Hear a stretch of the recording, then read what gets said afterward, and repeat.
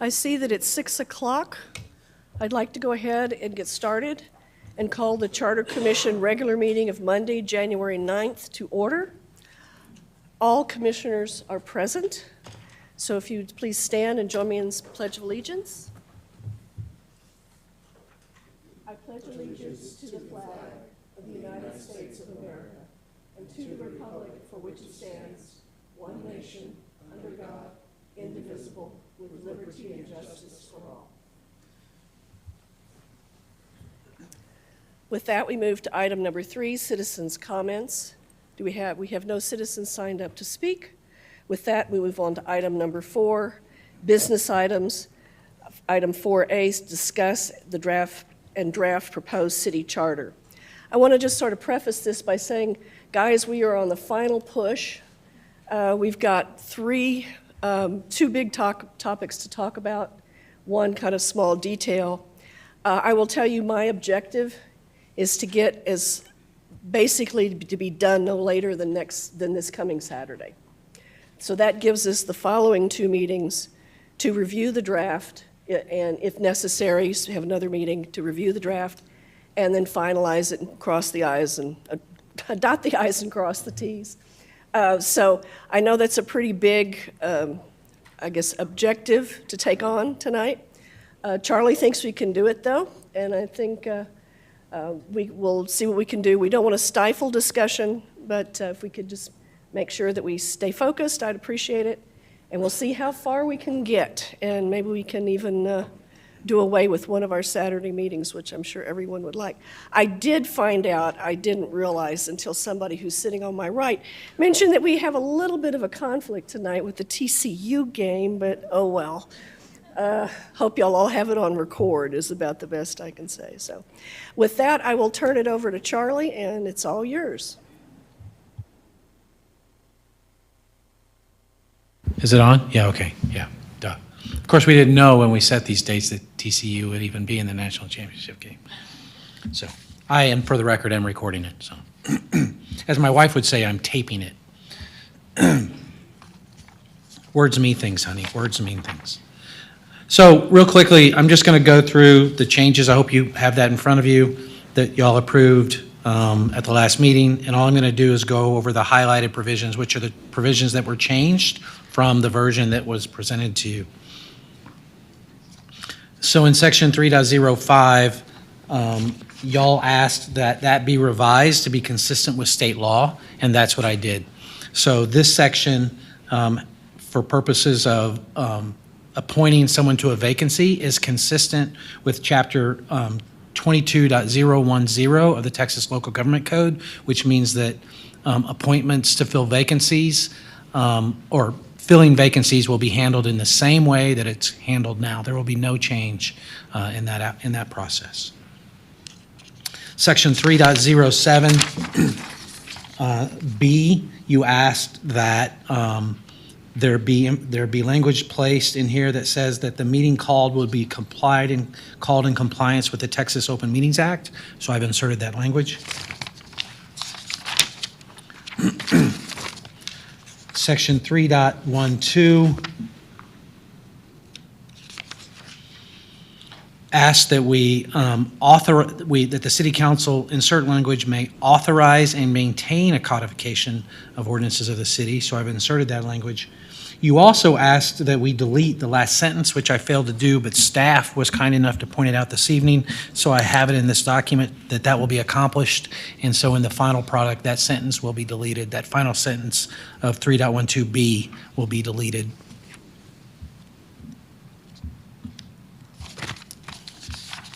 And finally, I think that's it, except for the disaster clause, which we're going to revisit later. Are there any questions or comments or concerns from the commission, or are you satisfied with the changes? Okay. Charlie? Then we can now move on to the provisions for this evening. I had a discussion with the chair, and if everybody's okay with it, I'd like to go ahead and jump forward past Article 4 and move into, and Article 5, and move into Article 6, recall initiative and referendum, so that we can hit that while we're fresh this evening, if that's okay with everybody. Is that okay with the chair? Is everybody all right with that? Okay. So as a reminder, recall is a provision that you do not currently have as a general law city. It's a provision that many cities put in their charter that gives the citizens the authority to initiate a petition to recall a sitting council member. The way that process works is that they would, and the way this charter is drafted, a petition for recall would have to be submitted. The specific reasons for the recall would have to be placed in the petition so that the individuals who are signing the petition know the reasons that they're signing the petition for recall for. The petition signatures would have to meet a certain threshold. My recommendation is always a percentage of the registered voters in the city at the last general election. There's another way to do it, which is a percentage of the total voters. My recommendation is to do it as a percentage of the total registered voters in the city at the last regular election.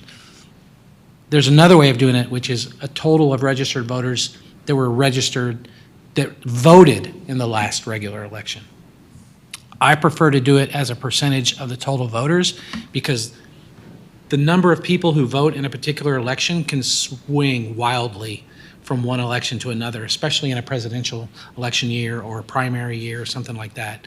And so you can have a big jump in the requirements based on that percentage. Although a percentage of the total registered numbers of the voters of the city will go up or down over time, it will go up in a very insignificant amount for purposes of one election to the next. It may be a difference of 10 or 5 or 2 or 3 different signature requirements as opposed to potentially 100 or 200 changes. Once that petition is submitted under this charter, there's an opportunity for the individual to resign. If they do not resign, then a recall election is ordered and held at the next uniform election date. I had a discussion with the chair earlier today about a possible provision that includes a public hearing option for the individual subject to recall. I've put that in many charters. I think it's actually a good idea. I can't remember why they didn't put it into theirs. So we can discuss that, and that's easily inserted. There's a bunch of different ones out there, and pretty straightforward, and I have a suggestion for one this evening if you choose to do those. That's recall. Remember, the issues with recall for 2 years we're also going to want to discuss is when should that recall ability begin? I never recommend that you allow it, you don't want someone to get elected and then immediately be subject to a recall. Because if they're doing that, it means there's something weird going on politically. So I usually recommend a period of time where no recall is allowed. And that's usually at the beginning to give a person a chance to get into office and get set, do their stuff. And then you don't want to hold a recall within a certain amount of time before their term ends, because then you're typically just wasting resources because you're holding an election. Say your elections are in May, correct? So if you hold a recall election in November and they're up for re-election in May, you're holding a recall election in November, a special election that's going to cost you $10,000, and if they aren't recalled, then it was for naught. And if they are recalled, then you have to figure out, okay, what are we going to do until May? So those are just my thoughts on the matter. It's completely up to you. And then another option would be and then with respect to the percentages in recall, you don't, and it's the same with initiative and referendum.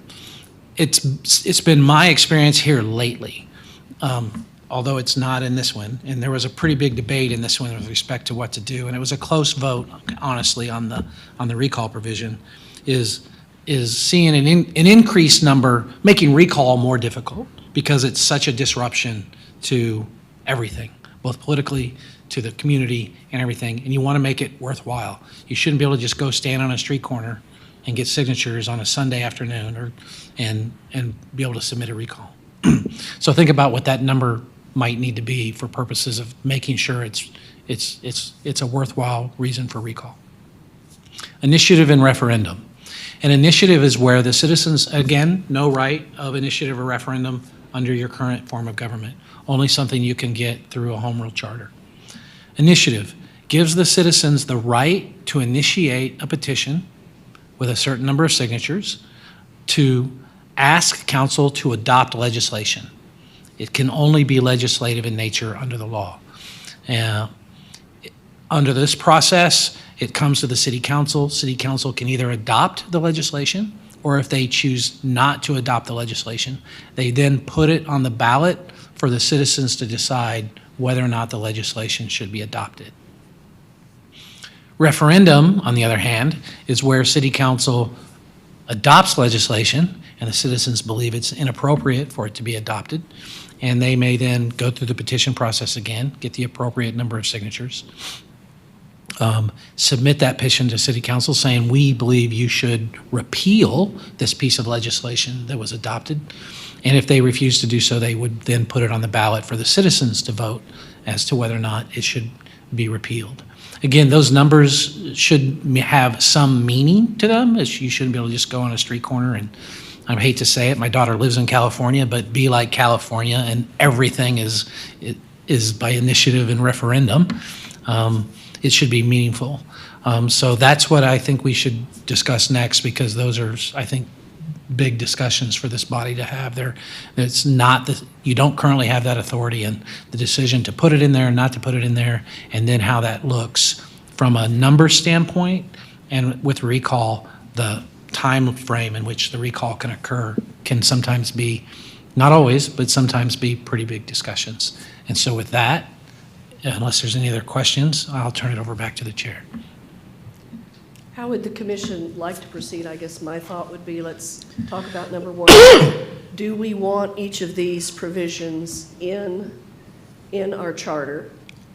And then I think the next big thing is, if we do want them in, what percentage for each of these should we be considering? So with that, I'll open it to the floor for any proposals or discussions on whether or not we should have one or all three of these in our charter.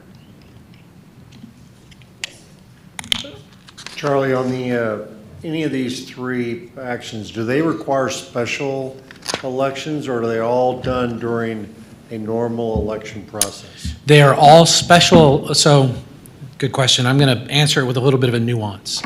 Any election that you have that is not an election of your local officials is a special election.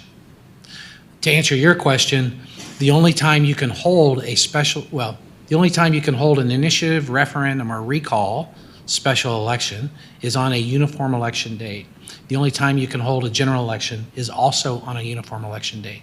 There are only 2 uniform election dates left in Texas. There used to be 4. The legislature, for whatever reason, has stripped us of 2. So the only time we could hold a special election for initiative, referendum, and recall would be either in May or November. And when that election is held is dependent upon how we write that charter. Because you could write it that the election must be held on the next regular uniform election date. It'd make it more problematic to figure out how to do it right, but you could also put in here that the recall, initiative, or referendum can only be held on the general election date. So you could do it both ways, but almost every city I'm aware of allows for it to be held on either the uniform election date or the general, on either of the 2 uniform election dates. And that means when the election is held is going to be dependent upon when the petition is filed. So if I can just play that back just to understand. So the May and November elections are already budgeted for in our process, correct? No, my guess is your November election is not, because you would typically never have an election in November. You would only have an election in May. So that's where the monetary point could come in. Yes, sir. If somebody did one of these and got the right signatures, it could draw a fee to the city if it was done in November. That is correct, on any of them, initiative, referendum, or recall. Okay. Any other discussion? I'm sure there's lots of questions or comments or. Especially on the process, if you have any questions, I'm here to answer. I have a question about, Nancy, you were saying about 10,000 for a special election. Is that a general number, or does it matter where in the cycle that someone is, you want someone out? Typically, our elections, or not typically, let me put this on. Our elections are held in May, and that is our general election day. An election for the city of Garden Ridge, we contract with Comal County. The equipment, the election workers, all the supplies, all that's entailed with an election runs approximately $10,000. So if we had an election in May, our general election, and we tagged on a special election, you're still looking at 10,000-ish. Okay. But if we did one in May for our general election, that's 10,000. If we did one in November for a special, that's another 10,000. Okay, thank you. Charlie, I have a question. Yes, sir. What range of percentages have you seen, and what are the pros and cons of a lower percentage and a higher percentage of voters that have to sign a petition? Sure, 15 to 25, I think I've seen as high as 35, but like very, very, very few people go that high, as is the percentage number. And I can pull up, I think if I pull up my research paper from quite a few years ago now, it'll give me more information, and I'll do that, so make sure I have it right. But I've seen it as low as 2.5% or 5%. Now, remember, that's all based on this is all based on whether or not you do it by the number of voters who voted in the last election or your total registered voters. And of course, a city with, 1 million, that's going to be a much higher number, it's still the same percentage of folks, but it's just a much bigger number. But the pros and cons are really all policy, which is the lower the number, the easier to do it. The higher the number, the harder to do it. Certainly, if I don't think you want to go as high as 50% because you might as well, hold it, not even hold the election. At that point, the person should probably resign. But, it seems to me somewhere in that,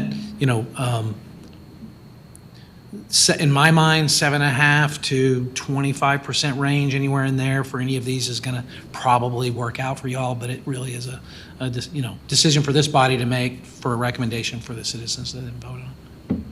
Marissa, I know you've run some numbers. Can you give us some benchmark based on the last registered voters? Let's look at that's the higher number.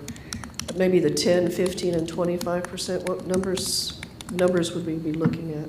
So in May 2022, we had 3,645 registered voters.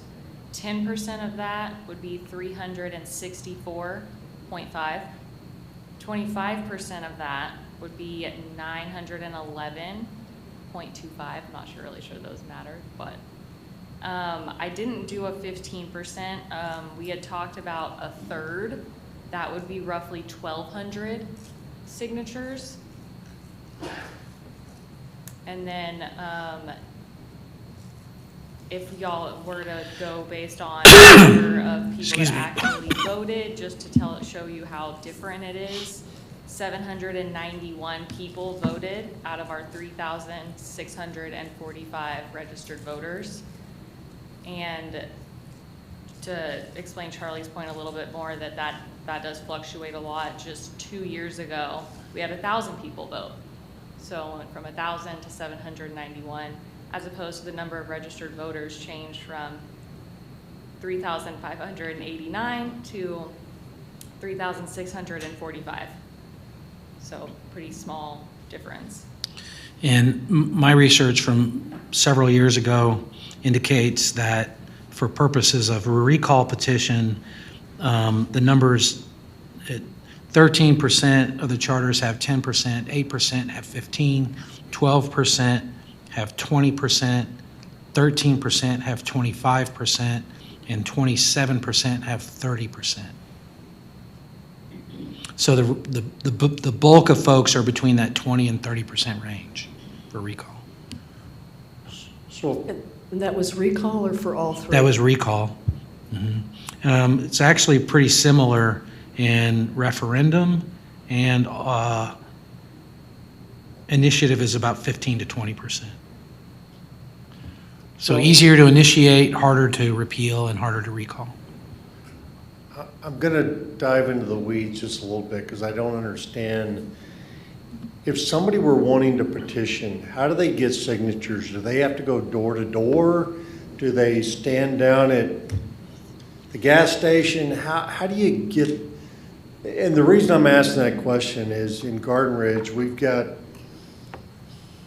several many gated communities where somebody legally can't just go door to door without an authorization.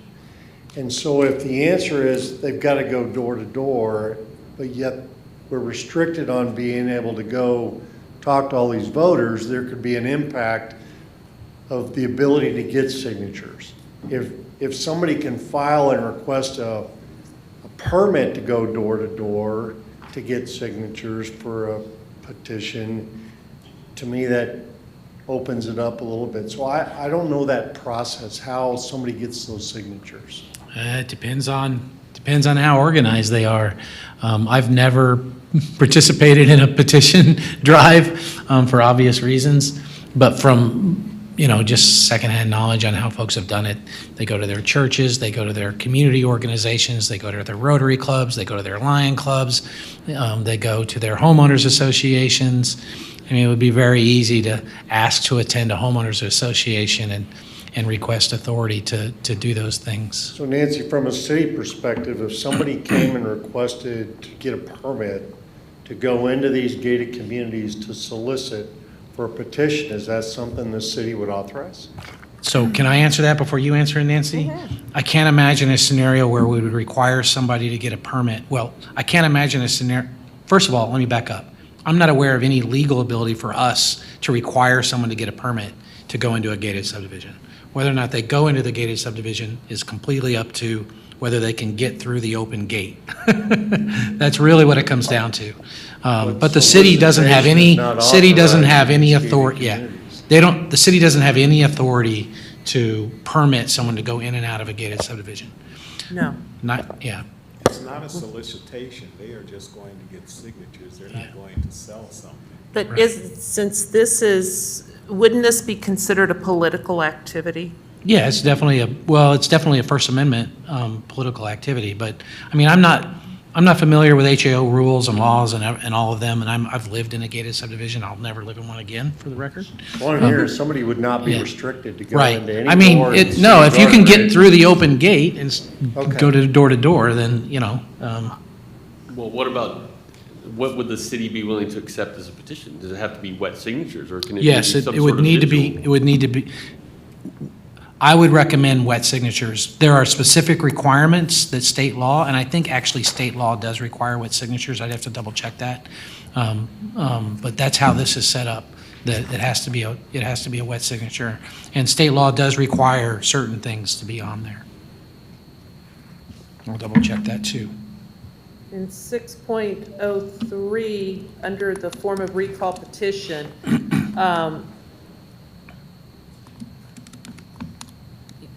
you have an example of what they would sign,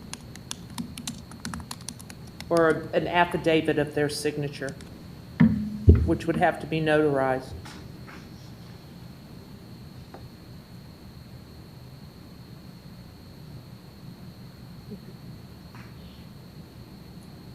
Yeah, so Chapter 277 of the Texas Election Code applies to all election petitions, which would include ours, outside of the election code, except for local option liquor elections.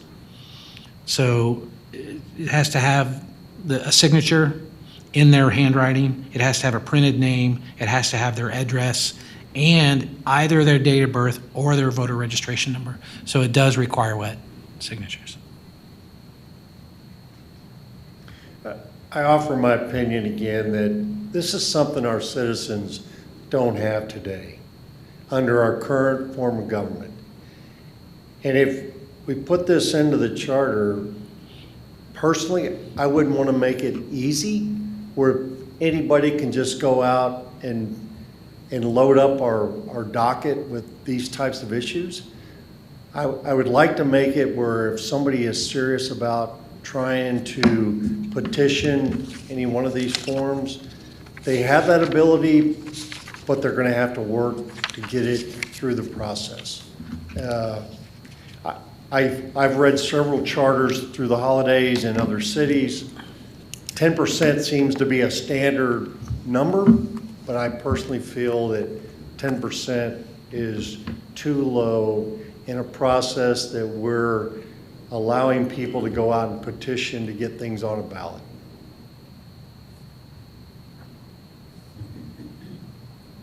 Anybody do you have a preference of a number that, Madam Chairman, can I jump in a little bit just to talk about where the city is on this? Is that all right? Okay. When we get the signatures, if we decide that there should be a recall and we decide on a number, a threshold, like Jim was talking about, and they're notarized, that all has to come to the city, correct, to be verified. Is that right, Charlie? Yes, sir. And that's going to fall under currently Marissa, city secretary, and her staff of one, plus getting people from admin to help out with that. That's going to take some time. And obviously, that's something that if we choose to do that as a commission and it's voted upon, then there we go. Like Charlie said, as a general law type A city, we don't have this process in there right now.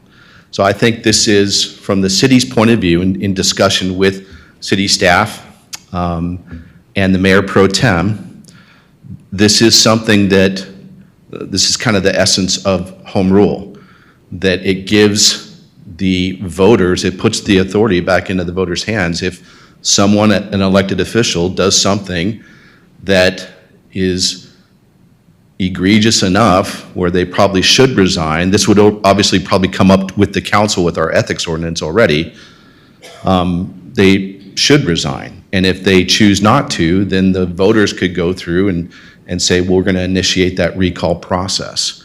And that's something that I think is very important to the home rule charter process. Myself and Nancy and Charlie had a phone conversation last week about this and about how important the recall process is, even with 2-year terms. And even if we leave in the fact that nothing can be done 6 months after the election, they're sworn in, and nothing can be done 6 months prior to their end of term, we have 12 months.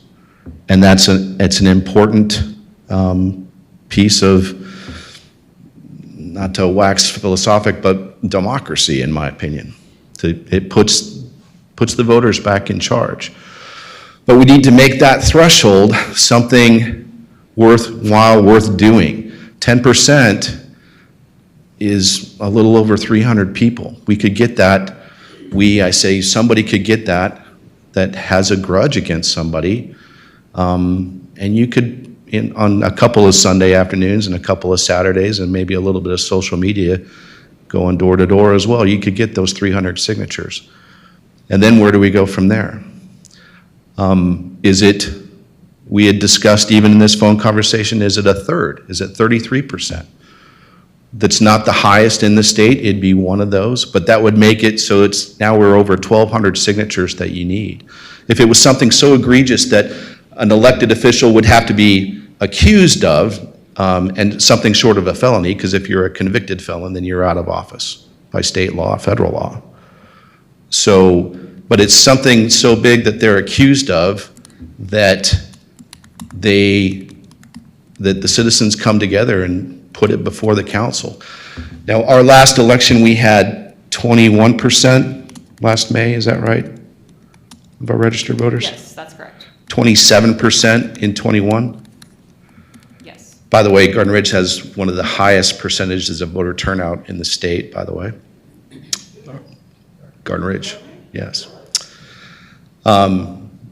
So if you have 25% to 30 to 33% of the registered voters coming and signing a notarized document that is so important, they're going to come out and vote.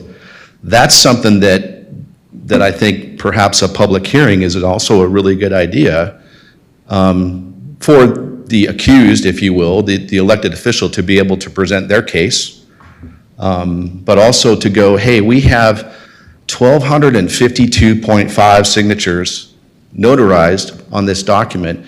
You either resign or your name is going to be the only one on that part of the ballot saying, do you stay in office or not? And you're going to be voted out. What do you want to do?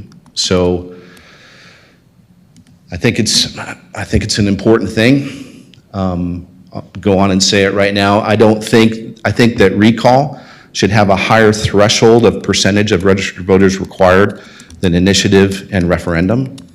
I don't know what that number is. I have an idea.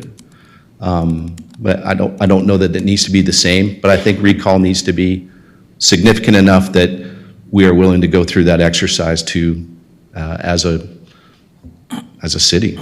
So I just wanted to clarify, based on your question, Jim, that our original discussion back in December as a city staff, along with the mayor pro tem and Nadine, was, hey, a 2-year term is a built-in recall process. Yeah, maybe not. Let the citizens decide that. So to keep it in there.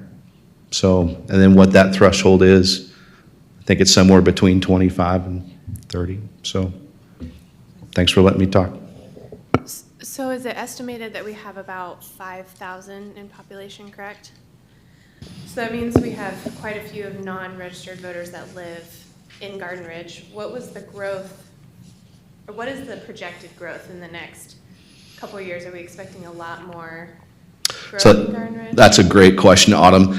Our problem with growth, as opposed to like New Braunfels and Greater Comal County, which has some of the highest growth in the nation in the last 10 years, and depending on what article you read, the highest growth at the moment in the nation.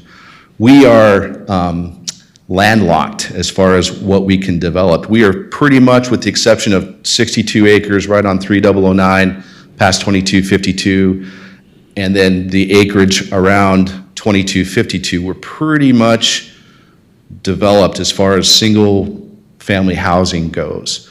Now, there's possibility that we could have, for lack of a better term, medium-density housing, garden homes along 2252. We don't know what'll go on that 62 acres, but our population can't go much higher than, between 5,000 and 6,000, because half of our geographic area as the city of Garden Ridge is the largest quarry in North America, by the way. So literally half, as Quarry Commission brethren know. So that's a long answer to a quick question of I don't anticipate too much more growth as far as population goes.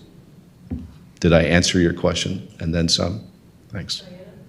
So my experience working on boards, when you have a person who is not behaving nicely, who actually has bad behavior, does this happen for the city? Their fellow board members will approach them and talk to them, and they usually resign because it's so obvious and it's so egregious. So this recall is really the last resort if, am I right? If the board members say, oh no, I don't think it's that bad, it's not, and someone says, oh yes, I'm gonna go out and get a petition put together by the citizens. Is that a scenario that is unusual, that someone who needs to be gone, they usually resign, in my experience, on boards? Yeah, but- so may I jump in? Just because I probably have more experience than anybody in here on any of this. So first of all, we're not talking about regular boards and commissions. I would agree with you with respect to regular boards and commissions. This is not a recall for a planning and zoning commission or a library board or anything. This is only recall for sitting city council members. And it is my experience that 100% of the time, they don't resign. I've never seen anybody resign subject to a recall petition. Not once in my entire 22-year career. They say, nope. And the reason for that is because the reason for the recall is usually in this area of gray, all right? Normally, if it's egregious enough, the council member will resign before it even gets to that point. But normally, the reason a recall petition comes is because there's this area gray where the council member believes they didn't do anything wrong, and a portion of the citizens believe that they did. And when you believe you did nothing wrong, then you're not going to resign. That's my experience. Recall petitions are filed because somebody didn't like the fact that they voted a particular way. They're not filed because they got arrested for drunk driving, because normally when that happens, normal circumstances, your council members are typically going to resign. That said, I've had, unfortunately, several council members get arrested for drunk driving. They didn't resign, but neither were their recall petitions filed against them in those particular instances. And in one, they went to trial and they were found not guilty. So just kind of goes to show you how these things play out. But in my experience, these recall petitions are they're in these gray areas where the council members actually believe that there was no reason for them to resign, and they just don't. Yeah, in my experience, I've actually been on boards where we got rid of a council member who we asked to resign, and they did because there's too much publicity, usually. Mm-hmm. But I think the recall is an excellent thing to have for our citizens, because it's a democracy, and not everyone is going to agree. So I think it needs to be low enough so it doesn't discourage someone, but yet high enough that people can't just say, oh, I think I'll do this afternoon. So I'm all for it. I think the percentage is really key, and on to which numbers we look at.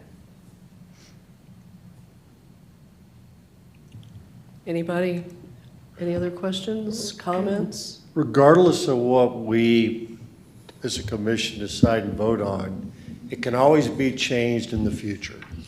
Am I correct? Yes, sir. My thought is I would rather make it harder at the beginning rather than easier. And then as time in this city moves forward, we can adjust as we determine it needs to be adjusted. So my thought, and you said numbers, I'll throw out a couple of numbers. I think the recall is probably the one that has to be the hardest. I would throw out 30%. That's a little less than 1 in 3 registered voters, if we go with registered voters. And the other 2, referendum and initiative, 25%. Percentages are percentages. It doesn't matter what our population is, it's a percentage. And so it doesn't matter whether we're growing or shrinking, it's a percentage of our if we go. I recommend the registered voter, but I'm throwing a couple of numbers.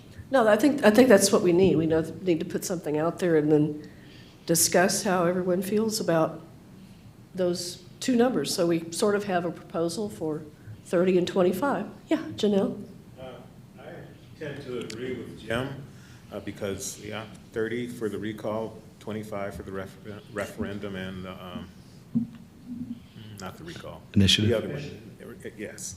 So, but using the registered voters would be very important as opposed to the number of people who voted, because we need to keep the number high, but we need to make it usable or make it reasonable for something that goes awry. And that would do that to me, so I agree with them. Any other discussion on that? I'm on the low side. No. I'm on the low side because to get 364 votes, 10%, that's a lot of people. And that's a lot of oaths. These are people you have to talk individually to. So I'm in the range of 10 to 15%, but that's my opinion. Yeah, I say 30, 25, 25 as well. I agree, I like 30, 25, 25.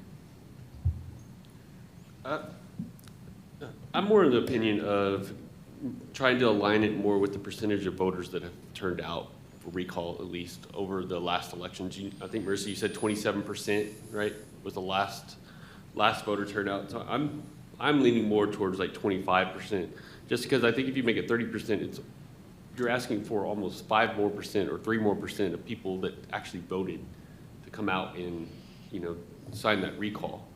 Or if we lower it a little bit, it could at least be, those requirement could be met, I guess. So I'm thinking for recall, 25%, align them a little bit more in line with the percentage of voters. Yeah, I don't think those people have to come out. I think that the people driving the recall go to them. So nobody's coming out. It's the people that are doing the recall petition that are going out and soliciting those people to sign the petition.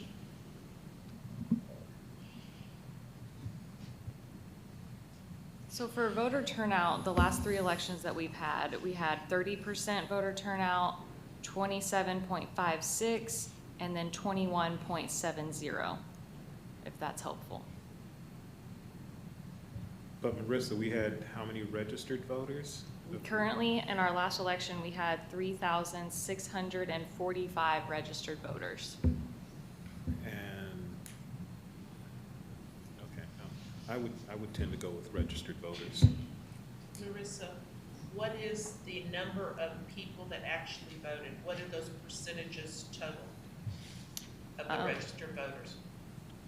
So the people that actually voted of those registered voters is only 791 for this past election. I don't have the percentages based off of 791. I did all of my calculations based off of the number of registered voters as a whole. Yeah, it's going to be near 20%, right? If you've got 3,500 and 700 voted, that's near 20%. Just What rough math. Yeah, roughly, yeah. What I'm kind of hearing is, first, we have a consensus that this is probably something we want to do. Is that correct? Yes. Okay, I'm seeing nodding. Okay. Second, I'm seeing that I'm hearing a majority of the group prefers to look at the percentage on the basis of the number of registered voters. Is that correct? Yes. Yes, okay, so now we're down to the percent. And we have basically several different proposals. At this point, I think what I'd like to do is let's just get a motion and see where we go. I'll make a motion. Yes, sir. If I may. I recommend in the terms of recall, referendum, and initiative that we use the percentage of registered voters. And for recall, we use 30%, and for referendum and initiative, we use 25%. I have a motion for 30, 25, 25. Do I have a second? I second it. Motion and a second. I'm going to stop it right here and say, Charlie, do you see any problems with 30, 25, 25, just No legal problems? no legal It's- problems? No, Okay. none. So I have a motion and a second. Any further discussion? Yes, ma'am. I know. Can you give us, can someone just on there, I don't have my phone handy, give me a percentage? What's 30% of 3645? It's gonna be at 1,093. Right. 1,000 people need to get signatures on a piece of paper. No, not 1,000 people. Yeah, I know. One person has to go to 1,000 No, I'm saying you people. got to get 1,000 signatures. Yeah. That's what I'm saying. I will hit 1,000. 1,000 people in Garden Ridge. I cannot, if that's it's too that much. important. It's that important, but that's a lot of, you can't even get people to come to one place to vote, let alone go to their house to get them to sign something. I just think 30% is really high. It's over 1,000 people. I think if the issue is serious enough to warrant a recall petition, Yeah. that the people that are driving this are willing to do the work. But how many people are not willing to do the work because, We can't well, look at I'll just that. live with them for another year? I don't think we can look at that. I mean, I think what we're looking at is whether or not we're going to put this. I just in our don't think you're document. giving power to the people by making them go to those lengths to get over 1,000 signatures. Well, that number could be greater if the population grows. How many people came out for the Christmas tree lighting on average, do you think?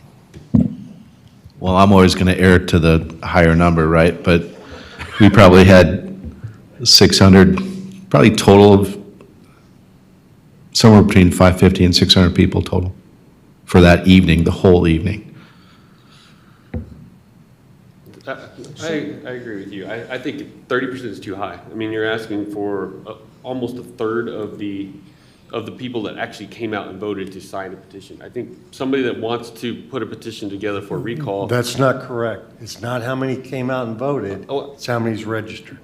I understand that, but only 27, we're going to say there was 30%, 27%, and 21%. That's an average of about 25% of the population came out and voted over the last 3 elections. I think it's more attainable for somebody that really wants to put a petition together to be able to get 25% of the registered voter signatures versus 30. You're talking a difference of, 150 people or so. I think if you put 30% out there, you're going to discourage people from even trying to put the petition together, and you're going to take the power out of the people's hands. So just for purposes of comparison, state law says that if you want to amend your charter, you have to get 20% signatures, just for purposes of what the state law says for amending the charter. And so the question is amending the charter more or less important of an issue for someone to be serious about to get signatures on? If I may, I'm kind of the in-between. I would be happy with any of those numbers. As Jim alluded to, we can always change it. I tend to like the concept of making it difficult and not just the 10% of rabble-rousers that want to do something. We push it higher than that. So unfortunately, I am going to vote for whatever the majority says, somewhere between 20 and 30%. I'm going to be happy with it. But I agree with the concept that we have to make it doable but difficult. Our voters today don't even have any option. We're giving them an option with those percentages but they're going to have to put an effort forward for any of these 3 action items.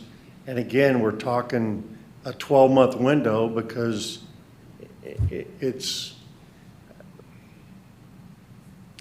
thank you. Autumn, either of y'all have a feeling or just? Before numbers are thrown out, I was initially thinking 25% for recall and then the other initiative and to be 20%. Lisa?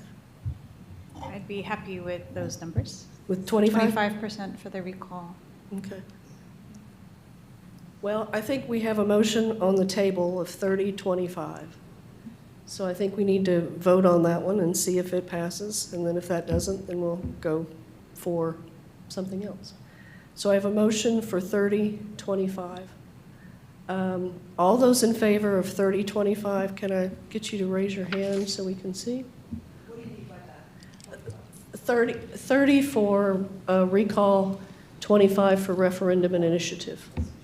Madam Chairman, I think the full motion also had percentage of registered voters, right? Yes, that's correct. So would you please raise your hand for the 30-25 number, please? I have 3 in favor of that motion. How many do I have in opposition? 1, 2, 3, 4 in opposition, 5 in opposition. So the motion for registered voters, 30-25-25, does not pass. Do I have a second motion for an alternative? I'd like to make a motion that the percentage of voters required, or percentage, I guess, not voters, signatures required, would be 25% for recall, 20% for initiative, and 20% for referendum. I have a motion for registered voters, 25% recall, 20% referendum and initiative. Do I have a second? I'll second. Have a motion and a second. Any further discussion on this option? Was that for registered voters, or was that for people who just voted? Registered voters. Okay. So I have a motion, registered voters, 25% recall, 20% initiative, 20% referendum. A motion and a second. All those in favor of the motion, please raise your hand. 2, 3, 4, 5 in favor. Any in opposition? I have 2 in opposition. An Janelle, abstention is okay, 3 an in abstention opposition. is a no vote for the record. So the motion carries. So we are at registered voters, recall 25, initiative and referendum both at 20%. Thank y'all. That was a very tough, seriously, that was one of the things that I thought was going to be the toughest thing tonight. So congratulations, y'all did a great job. So, with that,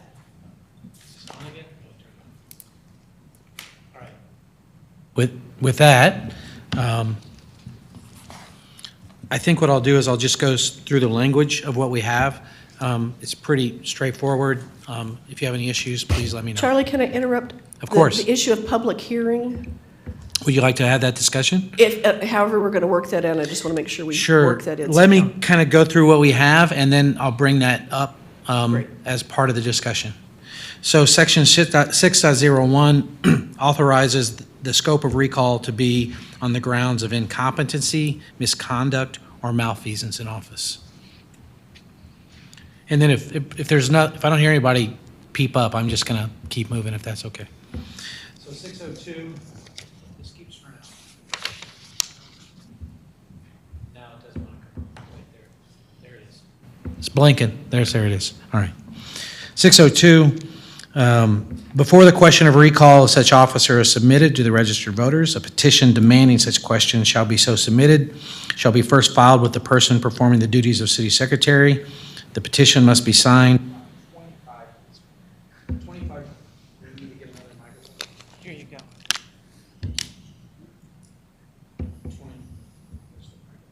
You should be able to.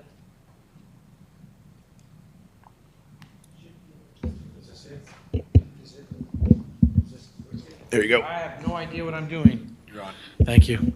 Sorry about that. Incompetent city attorney. Got it. So 25% of those registered to vote at the city's last general election. Each signer of such recall petition shall provide all requisite information as required by the Texas Elections Code in this charter. And I've already read to you previously what the Texas Elections Code requires. The recall petition must be addressed to the city council, must be distinctly and specifically reference, shouldn't be in there, must distinctly and specifically reference the grounds upon which such petition for removal is predicated, and if there be more than one ground, the petition shall reference as a ground one or more of the reasons or grounds for removal of a city officer other than mere loss of confidence. The signature shall be verified by oath in the following form, which is a typical verification program. And so that y'all know, not every signature has to have this. Every page that a signature is on has to have this. Does that make sense? So there could be a page of 30 signatures and it would only be one verification. So the notary, what, are they notarizing each signature? Or are they notarizing? No, each page, there'll be a page of signatures, and actually the way this is written, the petition has to be notarized, and the person who's notarizing who's signing under the notary, in other words, the notary doesn't do it, somebody has to say, I am one of the signers of the petition, and that the statements in here are true and correct, and that each signature appearing thereto was made in my presence on the day and date it purports to have been made, and I solemnly swear that the same is genuine signature of the person it supports to be. So if you've got 10 people out there collecting signatures, they're going to have their own pages, and whoever signatures they collect, they'll notarize that portion of the petition where they gathered the signatures. Does that make sense? Any petition shall at minimum meet the requirements for valid petitions under the Texas Elections Code. The petition may consist of one or more copies or subscription lists circulated separately, and the signatures thereto may be upon the paper or papers containing the form of the petition or upon other paper attached thereto. So multiple documents. Verifications provided for in Section 603 may be made by one or more petitioners, as I've just stated, and the several parts of copies of the petition may be filed separately by different persons. So if you've got 10 people out there, 10 people can just be submitting their sections as they come in. All papers comprising a recall petition shall be filed with the city secretary on the same day, and the city secretary shall immediately notify in writing the officer so sought to be removed by mailing such notice to the officer's city address. Presentation of petition to the city council. Within 30 business days, now this is a question I have really for staff. Is 30 business days enough time for the city secretary to verify signatures in the amount that we know that we're going to be getting them? No. Okay, so I would ask the city staff tell us what is the appropriate amount of business, because this isn't days, this is business days. So how many business days does staff think is reasonable to verify? I would say 45. Okay. Does the body have a problem with 45 days, just as a general matter? Okay. And that's pretty typical. No, if it's all right, I'll just write it in there. And that's 45 business days? 45 business days. Well, if it's not unanimous consent here, I'd like to have a discussion and a vote. Is there unanimous consent on changing from 30 to 45, or would you like discussion? So 45 is 9 weeks, correct? Am I doing right math? But that's the max. She would only need 45 max, right? Correct. Yeah, so Yeah. she could get it done less. It's just Right. her leeway if she needs more time. Correct. And the thing to always remember, and I tend to side with city staff on these things, is that I don't know how many people are in your city secretary's office, but they have to do their other day-to-day duties as well as verify the signatures. So it does take some time. So everyone's good with 45? Okay, thank you. If the officer whose removal is sought does not resign, then the city council shall order an election and set the date for holding such recall election. The date selected for the recall election shall be in accordance with the Texas Elections Code. If after the recall election date is established, the officer vacates his or her position, the election shall be canceled unless such cancellation is not authorized under law. So the way this is worded, and I didn't read this before I came in, this would give the city council some discretion with respect to when it's held. Go ahead. Do we want that his or her position, do we want to bring that up again? Do we want to say there? So, I meant to bring this up when we, at the very beginning, thank you. In response to changing how we deal with gender-neutral issues in our charter, instead of, I've already gone through the entire document and changed every single male, female pronoun to a gender-neutral pronoun. So yes, that's how we plan on handling it. Thank you very much. Rather than having that section, we'll just eliminate that section and we're going to have completely gender-neutral. Them and their is going to be what we're going to do. So this is where the chair brought up this thought of a public hearing. Many charters give the council members subject to a recall an opportunity to have a public hearing and state their case on why they shouldn't resign and why the recall should not occur. And that's usually done at a special meeting for that purpose only. They're given their time to speak, and that way the public can come and hear what they have to say if they choose. And Windcrest has that in theirs. And it's not horrible. Is this recorded? Well, I did say it wasn't horrible. Let me find it. Review, here it is. They've got a section called procedure after, it's actually quite good. Procedure after certification. This is what Windcrest says, if indeed you're interested in. Are you interested in a public hearing before we do that? Okay. This is what Windcrest says. Upon certification of the petition, the elected official made the subject of the petition may resign. If the official chooses not to resign, the official may, within 5 working days of the petition certification, request in writing to the city secretary a special meeting. In this event, the city council shall order such a special meeting to be held no more than 30 days and no less than 15 days before early voting. So that way the public hearing is what's the word I'm looking for? Close, there's a more fancy word, but is as close to the election as possible, right? At any special meeting held under this section, the individual whose removal is sought shall have a 30-minute period to state their response to the recall petition. No other items of business shall be part of the special meeting. The special meeting is not a trial. A separate special meeting must be allowed if requested for each elected official who is the subject of a recall petition.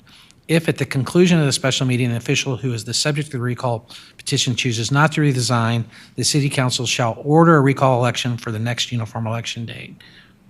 Wow. So I'm not sure how that works out, quite honestly. I take it back. This would need to be tweaked a little, but this would be the idea.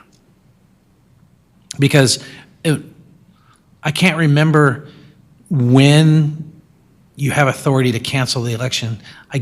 Because this basically says the council would order the election, they would have to order the election, and then before early voting, they have a right to have this. So this is a little weird. I think I would strike the last section other than the special meeting is not a trial, but everything else would be fine. I can't wrap my head around how this actually worked, because if you're gonna have a meeting no more than 30 days, no less than 15 days before early voting, you're already past your time frame to cancel. Right, yeah, election. no, that was in my head too, which is why I changed my mind on this isn't horrible, it's horrible. I would strike the last paragraph, except for the first sentence that says this special meeting is not a trial, because I think that's important to state. So we would leave it to you to dress this up. in the Yeah, final make sure it's form. compliant with the law, but the first 2 paragraphs and the first sentence of the 3rd paragraph are actually pretty good. That last paragraph makes no sense and is not compliant with the law. But do we not want to allow that person, whatever you call a rebuttal for himself, herself, and before an election is called? Because you want to save Oh. the money, and so. Yes, so good question. I'm going to interrupt. Good question. But the way this is set up is that if the person doesn't resign, it is a ministerial obligation of the city to call the election. There's no process that I can think of other than the petitioners saying, oh, we changed our mind, and submitting another petition to cancel it, because once the petition is submitted, we kind of lose control over it. Right. So that's the reason why the public hearing is so close to the election date, so it gives them proximity, that's the word I was looking for, proximity, closer proximity to the election date, so that their argument against recall is fresh in the citizen's mind before the election. I see. Well, so the citizens have met the 25% threshold for recall, presented it to our city secretary. City secretary and staff have validated all the signatures. According to this, what we have written right now, the recall is happening Unless they resign. unless they resign. Yes, sir. So what part does the council play in that at all? Ordering the election. But the election's already happening. The council has nothing to do No, with it. you still have to order it. You still have to enter an ordinance and order the election. That doesn't just happen. Council has to do that. Okay. And so if you use this public hearing process, the only thing I would tweak is I would say, all right, so someone's mad at a council member. They've done some horrible thing. Petition for recall is submitted. They've been accused of something. They've been accused of doing, maybe they actually did it, but you're right, accused of some horrible thing. And petition is submitted. It's been certified. It's been presented to city council. The council member how's ours, is ours written to where you So order we- the election and then they can resign? We've No. got 12 months. We've got 12 months to do this. And then, once Wait, the petition yeah. happens, we've got 9 weeks of business days to put this all together. We don't, once it's verified, the council has to order that election according to the Right. recall process of its citizens. We don't have time to wait for a public hearing. I still Right, want the no, public no, hearing to right, happen, no, but that's what I'm saying. the election has to be ordered. Right, that's how I see the process playing Right. out, is that the petition is filed, it's certified, city council orders the election at the appropriate time, all right? Right. Because depending on what it's submitted, you may not order that election for quite a bit of time, right? Right. And Because then- they could be, think about it like this, they can't file it within the first 6 months. Right. But they could certainly be collecting the signatures within the first Yep. 6 months. And then right? And then it's submitted on month 7. So there's still quite a bit of time left on their term. And so let's assume it takes, I can't do the math very well, but let's assume it takes, 6 weeks to certify. That's plenty of time to order the election for November, literally how many months?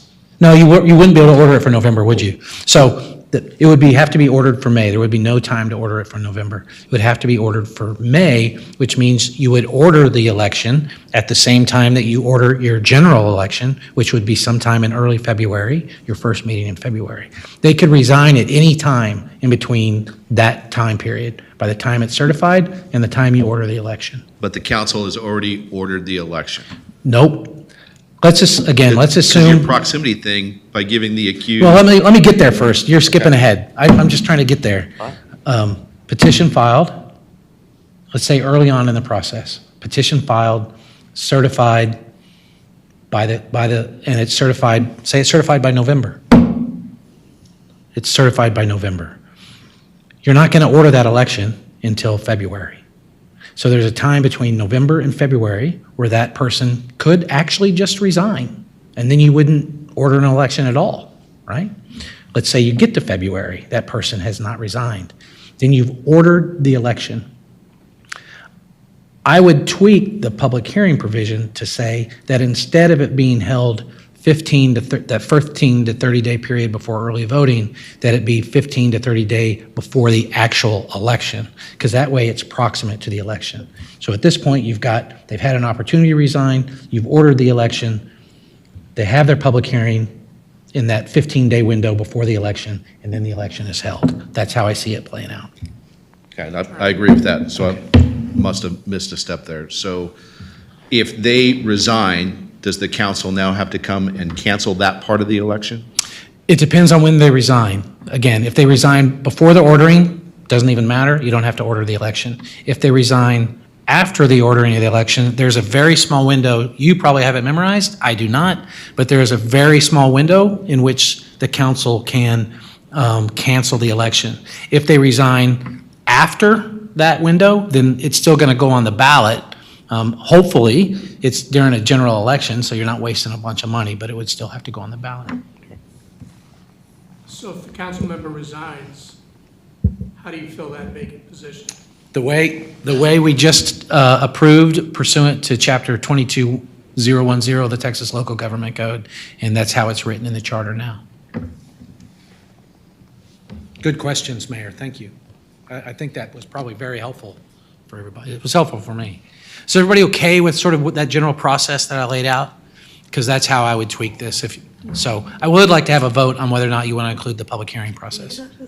So the public hearing is just a forum for the accused person to tell the public who would be coming their side of things. The city council would not have any authority to No. cancel the election based on the hearing. No, because by that time it would be too late, yes. Well, there anything there would be no, within- I'm sorry. No, I cut you off. Go ahead, Charlie. There would be no authority in the charter for them to cancel it, and B, it would be too late anyway.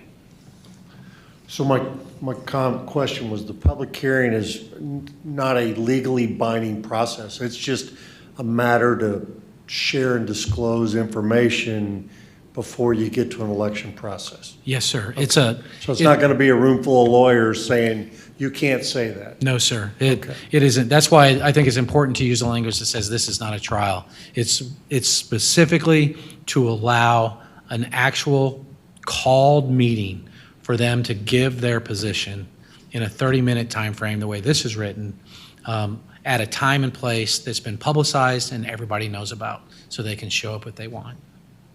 So then they would be able to sway the, They would be making their case why they shouldn't be recalled. And remember, they don't have to do it. They may not want to. They may not submit in writing a request for the public hearing, but they could if they wanted. What is the commission's, do I have a consensus or a motion to include the hearing process? Do I have a general consensus? Yeah, for the public hearing, I'd like to have a motion on. Yeah, do I have a motion on relative to the public hearing process? Can I have a, Diana, did you? I make the motion that it would be under its special heading, correct? Yes, ma'am. Yep. Okay, so I make the motion that a public recall for accused member would take place, and I guess stating all the other details of 30 minutes, public hearing for all people. Yes, ma'am. What I would do, so let me try to assist. So would this motion be acceptable? A public hearing process be inserted for the accused to occur in close proximity to the election day. Is that okay with you? Yeah. Okay, I have a motion. Do I have a second? I second. Motion and a second. Any further discussion? All those in favor say aye. aye. Any opposed? Motion carries. So then what I'm going to do then is I'm going to take the calling of the recall election and I'm going to make that part of the procedure after certification. So it's all in one, and then I'll get it to you early enough so that y'all can review it. And if you have problems with it, we can discuss it at the next meeting. Does that sound right? Okay. All right. 607 is ballots and recall elections. It states that ballots used at recall elections shall conform to the following requirements. With respect to each person whose removal is sought, the question shall be submitted. Shall blank be removed from office of blank by recall? Immediately below each such question, there shall be printed the following words, one above the other in the order indicated, yes or no. Charlie, is that a state statute or, No. this sounds very archaic versus, I guess I think you're Well, I think having there's two options. You have an option with a very boilerplate, no matter what the reason is for recall, this is what goes on the ballot, or that what goes on the ballot is such person be removed from the office by recall for the reasons, and then whatever the reasons are that's stated in the petition. I mean, those are really your two options. Okay. But what we're trying to avoid is any discretion given to city council in what's put on the ballot. That's really what this is about. Do I have a preference from the commission, or are you happy with this language? Yeah, we already know that you can't even have a removal if there's not a misconduct or incompetency and malfeasance. We already said that earlier, so I don't think we need to repeat it, because the only reason a recall is made is because one of those three things were not right. And I assure you that at least 90% of your registered voters are going to know the reasons. It will be very highly publicized. Yeah, exactly. Okay. Proceed, Charlie. All right. Section 6.08, result of recall election. If a majority of the votes cast in the election are negative for recall, then the election shall not result in recall, and the officer may finish, and again, it won't be his or her term of office, as if no petition had been filed. If a majority of the votes cast in the election are affirmative for recall, then the election result shall result in recall, and a vacancy shall be declared in that office, and the unexpired term shall be filled by the city council. Charlie, one of the things that I think staff's had a discussion about is the difference between a majority and a plurality. And Marissa, you can. Right. Well, this would be a majority, at least 50% of the public would, well, that would always be the case. There's only one person up for recall, so it's either a majority or it's not, so. Marissa, you're good with the wording with majority? For a recall, I would say I would be good with it because it's yes or no. Yeah. And it's one person. It's up or down, one person. Otherwise, for our other elections, I would prefer to keep them as plurality like we have. And we did that, right? When we, We have already talked yeah, about we've already that, talked about that, yeah. So we're good there. So the next one is 6.09, and this is the restrictions. If you're okay with it, great. If you want to have debate, that's great too. Remember, you have 2-year terms. No recall petition shall be filed against any officer of the city within 6 months after the officer's election or within 6 months of the end of the elected officer's term. Everybody okay with that? Okay.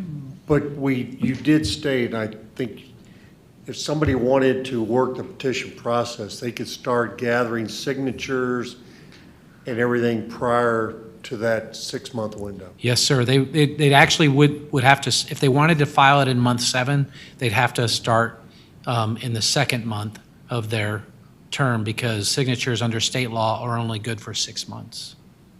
Anything older than 6 months is not a valid signature And we're petition. taking 9 weeks out of that for notarization. Right. But I think what you're going to find if there's someone submitting a petition for recall or initiative or election, I think you're going to be very surprised to find how easy it is to get the number of signatures that you've put on there, even though it is higher. I mean, I represent a lot of very, very big cities that have to get, 20 to 100,000 signatures, and they get them in 6 months' time, so.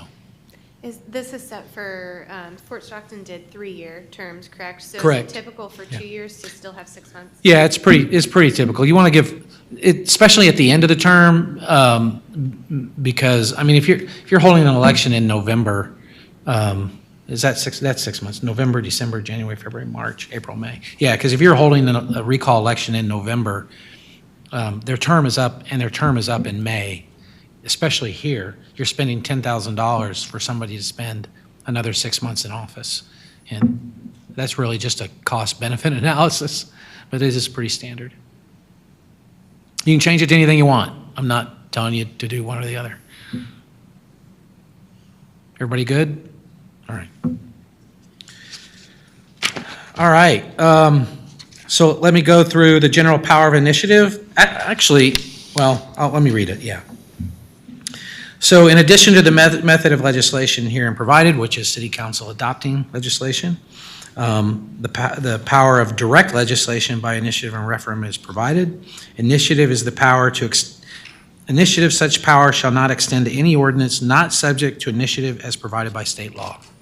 We make that very clear in charters. I like to do it because we don't want folks to think that they can just initiate anything. There are restrictions in state law that prohibit initiatives. Same with referendum, and that's the next statement.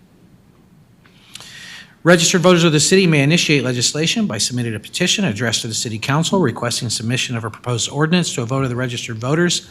It must be signed by, and I'm paraphrasing, must be signed by 20% of the voters registered to vote in the previous city's general election, and each copy of the petition shall have attached to it a copy of the proposed ordinance.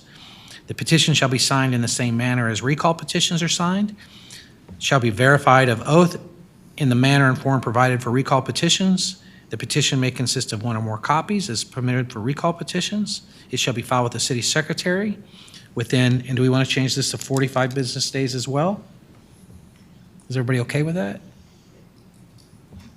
Within 45 business days after filing of such petition, the city secretary shall verify the signatures, and if the petition is determined to be legally sufficient, the petition and the proposed ordinance shall be submitted to the council. Upon presentation of the city council, it becomes the duty of the city council at the first regularly scheduled council meeting after the receipt thereof to pass and adopt the ordinance without alteration as to meaning or effect in the opinion of the persons filing the petition, or to call a special election to be held on the first uniform election date authorized by state law where they can vote on the question of the ordinance. Pretty straightforward. Everybody okay with that? The referendum petition actually says, well, Well, let me go through it. It's just a little different. Registered voters of the city may require that any ordinance that's been passed by city council and subject to the initiative process under the charter be submitted to the voters of the city for approval or disapproval by submitting a petition for this purpose within 60 days after final passage of the ordinance. So that's something you might want to talk about, because that's a limitation. Said petitions shall be addressed, signed, and verified as required for recall petitions within 30 business days after, we want to change that to 45. After the filing of such petition, the city secretary shall verify the signatures, and if it's legally sufficient, present the petition to council. Council shall then immediately reconsider the ordinance, and if the council does not entirely repeal the same, shall submit it to a popular vote on the next authorized uniform election date. Pending the holding of the election, each ordinance shall be suspended from taking effect and shall not later take effect unless a majority of the registered voter vote in a, shall not take effect unless a majority of the registered voters voting thereon at such election shall vote in favor thereof. If a majority of the registered voters voting on any proposed ordinance shall vote in favor thereof, it shall thereupon, or any time fixed, there become effective as law. Man, there's a lot of legalese in there. Charlie, I notice it doesn't have the sentence with regard to the percentage. Because it's the same percentage as the initiative.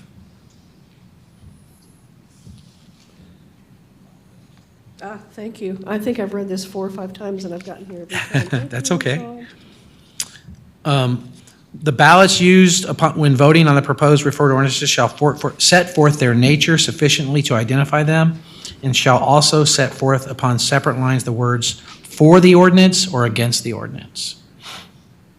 So you'll have, for the ordinance, people voting; against the ordinance, people voting. Inconsistent ordinances. If the provision of 2 or more proposed ordinances approved at the same election are inconsistent, the ordinance receiving the highest number of votes shall prevail. Should the vote on the inconsistent ordinances result in a tie, then both ordinances shall fail. Okay? Can you give us an example of that? Sure. 2 different parties are in a fight about what something should look like, and they submit 2 separate petitions for 2 separate ordinances that are essentially on the same subject matter, but differ in substantial ways. They both go on the ballot, separate elections, same election date, and they could be inconsistent. Okay, thank you. And I can't remember. Does this charter authorize city council to submit an ordinance to the popular vote on their own? I don't think it does. And I'm not a fan of that, by the way, for the record, because they get elected to make decisions, not punt. Ordinance passed by popular vote, repeal or amendment. So this section is in here because under the law, no ordinance, my apologies. The 80s called. It's a client, so now you know what time I get phone calls by clients. 7:30, all hours of the day. This is in here because the law says you may only repeal an act of the body in the same way the act was adopted. So in that manner, if an ordinance is adopted, unless otherwise authorized. So as a result, if an ordinance is adopted by initiative, it could only be repealed by what? Another election, right? So we put this in there to give some flexibility for that. And the time period is really the period that is usually at issue. No ordinance adopted by election under the provision of this article may be repealed or amended for a period of 2 years from the date of adoption, except by the city council in response to a referendum or initiative petition as provided in this article. Upon the expiration of 2 years from the date of adoption, the city council may amend or repeal any such ordinance upon a 3/4 vote of the city council. For purposes of calculating the 2-year period herein, date of adoption shall mean the date of election. So this says, look, council may not be happy with this, but they're stuck with it for at least 2 years. After 2 years, they can amend it or repeal it, but it's going to take a 3/4 vote, more than a simple majority. Is everybody okay with the time periods? I have a comment about that language. Yes, ma'am. The 3/4 vote of the city council, do we want to specify full council or quorum? This would be full Would council. be full council? Yes. How do we know that? Because, Do well, we say the full city council? because I wrote it and it says city council as opposed to, But I think the language, seriously, the language. I'm happy to change it, no problem. Full city council. Good. Perfect. I will insert that language. Other than that, So Charlie, would you like a motion to make such changes? Yes. To Article 6 yes, as discussed? Yes. And resubmit to the commission? yes. Can I have a motion to that effect, please?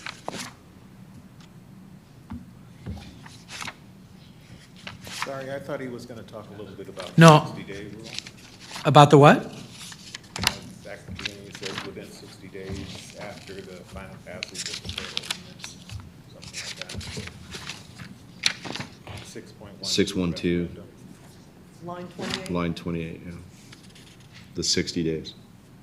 I'm sorry, I'm at a loss. Where am I at? Oh, 60 days. So, that's right, you're correct. I'm sorry.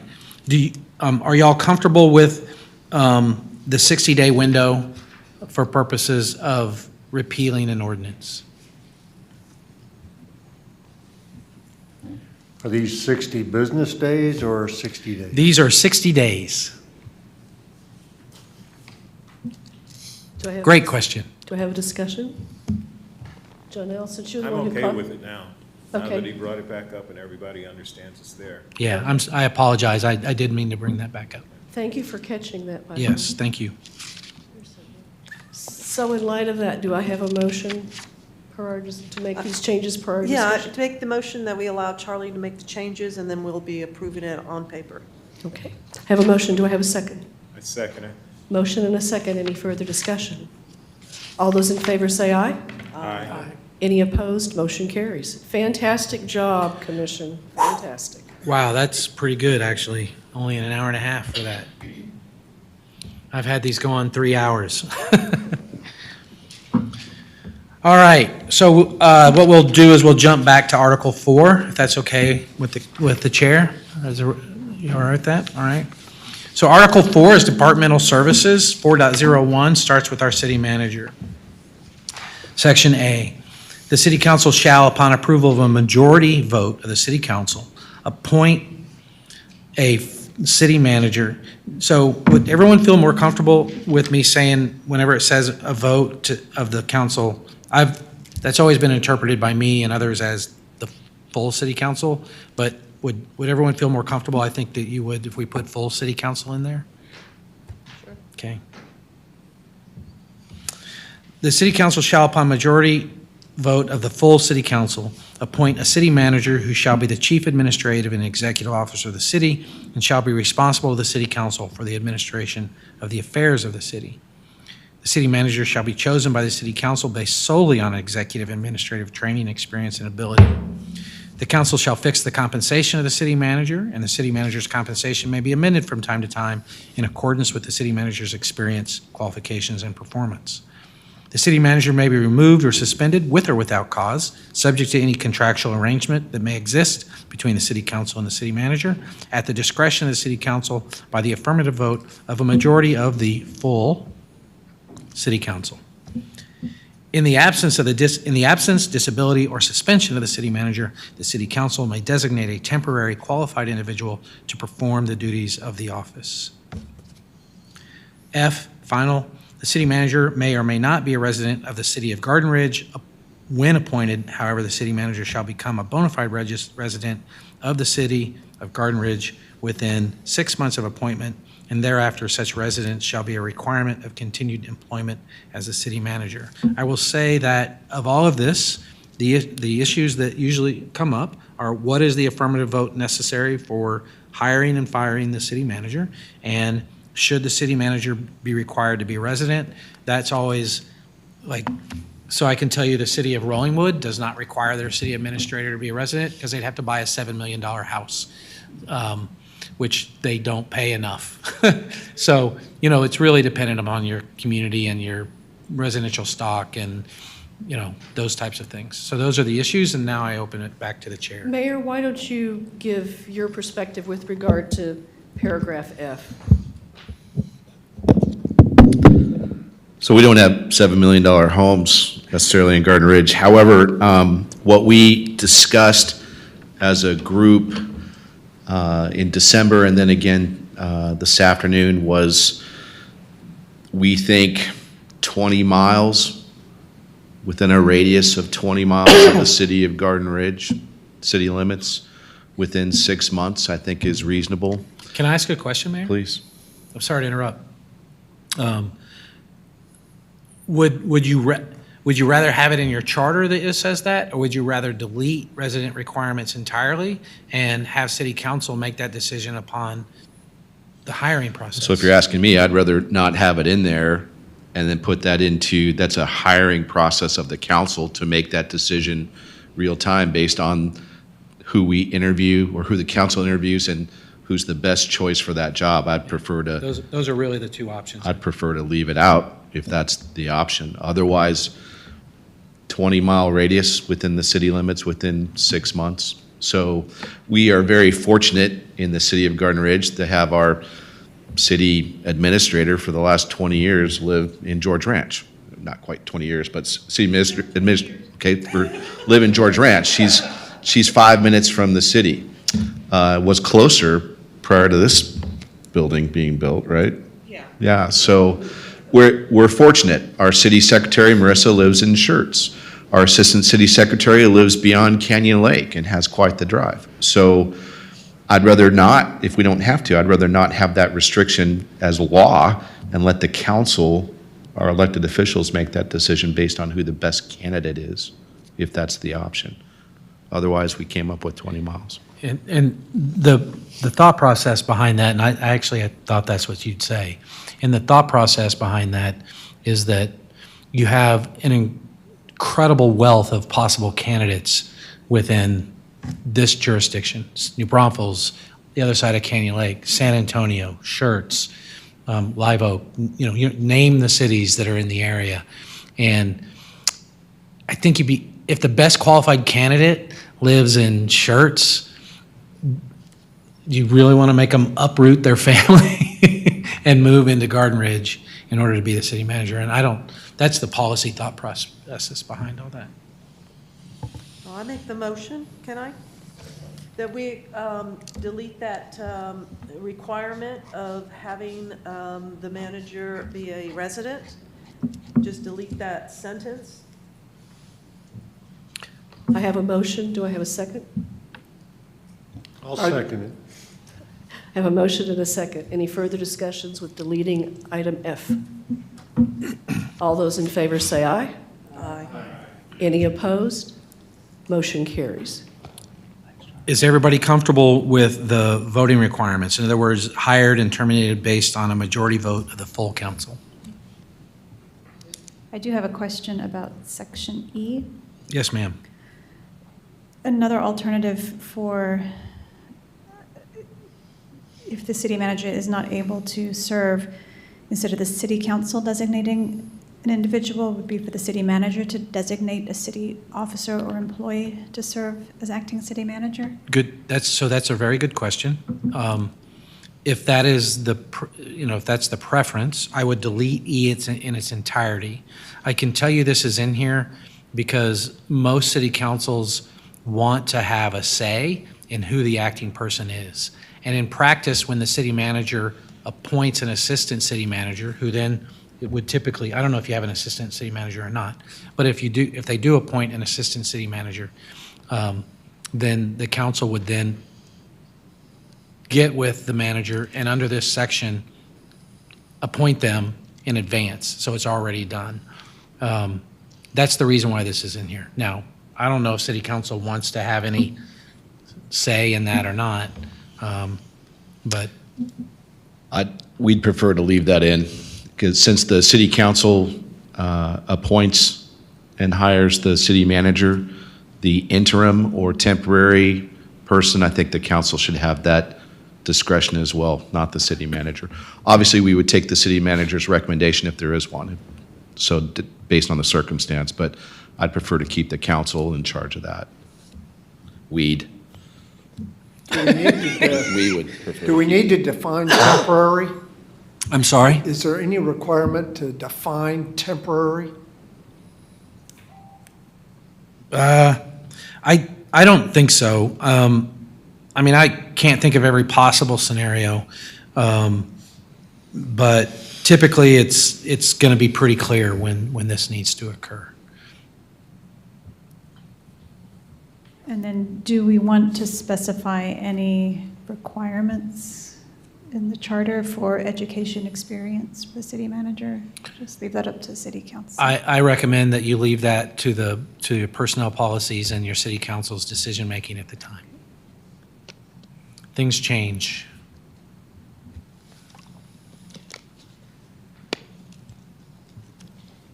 So do I have a motion with regard to section 4.01, items A through E, As amended by this body. as amended? Yes, thank you. So do I have a motion? Make a motion, we approve section 4.01, city manager with amendments. Okay, I have a motion. Do I have a second? I'll second. Motion and a second. Any further discussion? All in favor say aye.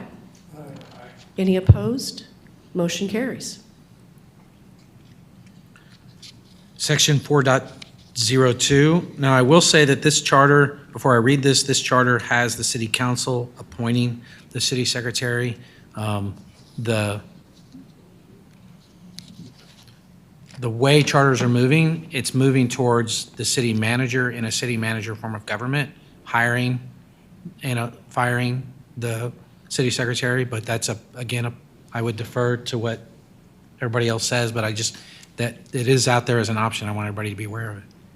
Mayor, would you like to explain what we currently do and what your preference would be? You bet. Thanks, Nadine.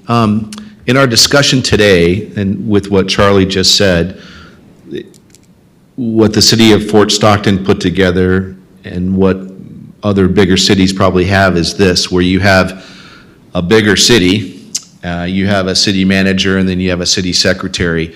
And in a much bigger city, those two positions are very different and very specific. With all of the different commissions and things going on with city secretary, that position is very busy. City manager runs things day to day, week to week. City secretary keeps the governing body going and keeps up with all the regulations from the state and whatnot and from this. The way we currently do it is the council hires our city administrator, and then we rely on Nancy, the city administrator, to hire everybody else, basically, within our HR policy and our policy and our ordinances governing that. So what we came up with in this afternoon's discussion was, is this something, Charlie, that we need to have in there at all to address the city secretary if we hire the city manager and the city manager is responsible to do that? Or is this something that's by statute, because of what the city secretary is responsible for, that we need to have in there? No, there's nothing in the law that requires you to even have a city secretary. You would be silly not to. Right. But the decision as to who appoint that individual is, dependent upon the community. If you do want the city manager to make that decision, you could strike that 402 in its entirety, and so it would just default to the city council creating the position like they created, approving any position in the budget, and then the city manager making the hiring decision. Does not need to be in here. I can tell you the reason why it's moving that way is because when cities are smaller, oftentimes the city secretary is doing two things: city administrator and city secretary, and also, by the way, zoning administrator, and wearing all of these other hats. And so more directly related to the actual day-to-day activity and supervision of the body. As cities get bigger, that city administrator role, a city secretary role tends to shrink into more of a clerk, the more of the true clerk secretary role, as opposed to also running day-to-day operations, also being the zoning administrator.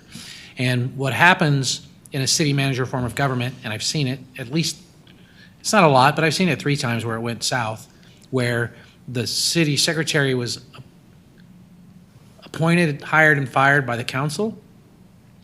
And they got lapse, and even, first of all, they didn't know what the city clerk did day to day, because they didn't come in and see it. They didn't talk to him. They never evaluated him. They didn't do anything. And all of a sudden, the city manager needs something from the city secretary, and the city secretary says, I don't work for you.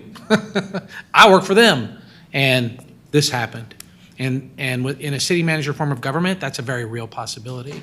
And really what you want is your city manager to supervise the services that that person is providing to the governing body to ensure it's done appropriately on a day-to-day basis, and we don't have that conflict. So, I mean, if you're asking me, in a form of government, a city manager form of government, in my experience, to avoid problems, have them report to the city manager. So basically, you're saying you could take that. You could strike 4.02. 4.02 entirely. Do I have any discussion? So if we strike that, it's then a given that the city manager is in charge, not the city council of the people she hired? Yes, ma'am, because it would be it would be rolled in within your structure, your personnel Okay. structure. Mhm. Okay. So what about the removal?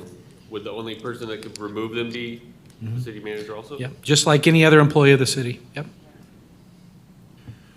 So then ultimately, the city manager is not only responsible for the city management, but also ultimately the administrative workings of the city also.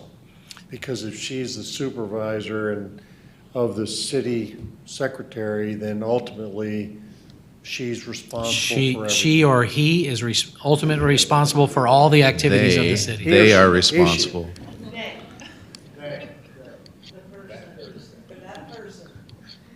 So do I have a motion regarding section 4.02 from the commission? Liz? I move we strike section 4.02. I have a motion. Do I have a second? I second. You beat him. Before we vote, can I ask a Okay. question? Certainly. Of course. So, Marissa, I'm going to put you on are there ever any times where you feel there's an area of conflict between you and the city manager, being a city secretary? Don't answer that, it might be. No, it's a yes or no. You don't have to go into detail. The IG for the Air Force works for a commander, and there's a reason they do that. It's because sometimes there could be an area of conflict, and I just wanted to ask the question, do you ever foresee any areas of conflict? Can I answer where- that rather than put Marissa on the spot? Because I Yeah, know that'd be exactly great. where you're coming from. So in our HR policy, our employees are protected to make sure that if something's going wrong, there's documentation and consistent documentation before any action could be taken. So, and that is something that is approved by the city council that we approved again in a rewrite back in 2018, right? And then we amend it as needed as a council, based on the recommendations from Nancy, Marissa, and our HR, Christine Green. So there are already provisions that the council approves for that. There are healthy discussions, like in any organization, between the city manager, the city secretary, even today in the mayor's office, talking about tonight and where we stood with things and really discussing it. So there's healthy discourse there. The employees are protected from a rogue city manager, if you will, and just like they're protected from a rogue city council member. So our HR policy has that into account and built in there that the council has to vote on and approve. So employees have a skip echelon capability within the HR policies of the city, whereas if there was You bet. a conflict, the employee has the ability to skip echelon to elevate a conflict. Yes, so if the city secretary, that person in that position had a conflict with their direct supervisor, the city administrator in this case for this city currently, then that person, the city secretary, could go directly to HR, the person in that place, and then you could take it to the mayor as we currently have it from there. And just for, it sounds like it's, I see where the vote's going, but just also so that you know, I make a lot of money disciplining and terminating employees that work directly for city council. And the reason for that is because if the only person who can hire and fire the person, it means they're going to go on the agenda. It means that that person has a right to have any grievances held in open session. It means that we're going into closed session and we're having it. I mean, it's not an easy process disciplining and terminating individuals who work directly for city council. Not that we would ever need to discipline or terminate you. You never know. I could take you out, Charlie. We could have problems. Did I answer your question, Jim? Okay. So I have a motion and a second. Any further discussion? All in favor, say aye. Any opposed? Motion carries. 4.02 is struck. 4.03 Municipal Court. The city council shall establish and cause to be maintained a municipal court. Court shall have all the powers and duties as may be prescribed by law. Municipal judges and alternate municipal judges shall be appointed by the city manager. Municipal judges, municipal court shall be appointed to a term of 2 years. Municipal judge may be removed from office with or without cause at any time by the city manager. I can tell you this, Fort Stockton is the only city. I'm not saying it's good or bad. I'm just saying it's the first time I've ever seen the municipal judges appointed by the city manager. It's typically something that's done by city council. I think San Antonio appoints, no, that may be by council also. Anyway, so this one does it by, the city manager makes the appointments, but another option is city council making the appointments, but it's pretty straightforward. Mayor, do you have any comment on So this? Charlie, before you do that, we hold court here, I believe sometimes. So where does that judge come from? Appointed by city council, right? Yes. Yeah, they're currently appointed by the city council. So, and that's our municipal court judge, who we hire as basically a city employee, and we run municipal court on certain Thursdays of the month right here in this chamber. So Mayor, what's your preference? Nancy, what's our preference on this? So we, Currently, the city council appoints our municipal court judge and alternate judge, prosecutor, and alternate prosecutors. I am typically the first person to hear about problems in court. I can go either way, Mayor.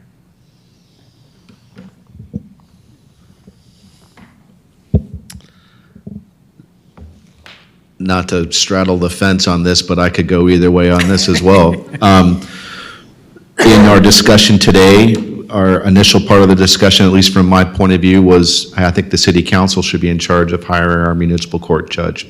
However, upon further discussion, although the council currently approves the judge, it's all based on Nancy's recommendation as the city administrator. And that's certainly a possibility. You could change this to say appointed by city manager and confirmed by the city council. That sounds really good to me. I mean, it's essentially what we do now. Nancy comes to, the way we did this year, is Nancy came to me and said, hey, Mayor, what do you think about this? Here's the judge, and this judge has been with us for quite a while, and everything's functioning well. Hey, Nancy, I think I'm in favor of that. Let's take it to the council. And if I remember correctly, the previous vote for this judge, it was unanimous, and there was literally no discussion on it. So I could go either way on that. My gut feel says to leave it in the charter, and perhaps a recommendation from the city manager based on approval with the council. Just to leave, you like that? Just to leave that in the elected officials' hands ultimately, appointing our municipal judge, who can be very busy. So, especially. My question here is, so this 4.03 is saying that the city manager is pretty much in charge of choosing the judge and the judges or judge of the municipal court. And so what we can do, what we're leaving out is the city council is in charge of that. So maybe you could put in there just that sentence, recommendation of the city manager, approval by city council. Exactly. You bet, Diana. That's what I would make the motion for. And I would revise that to say, shall be appointed by a majority vote of the full city council, shall be appointed by the city manager upon confirmation by a majority vote of the full city council. Okay, I'm good with that. How about removal, city manager? And that was going to be if that's the direction you go, my next question would be, how do you want to handle removal? Does manager have the full power of removal, or does the recommendation need to come before the body? If the council approves, it's got to come from the council to remove, just based on the recommendation to approve and then coming to remove. I would say it has to rest with the governing body.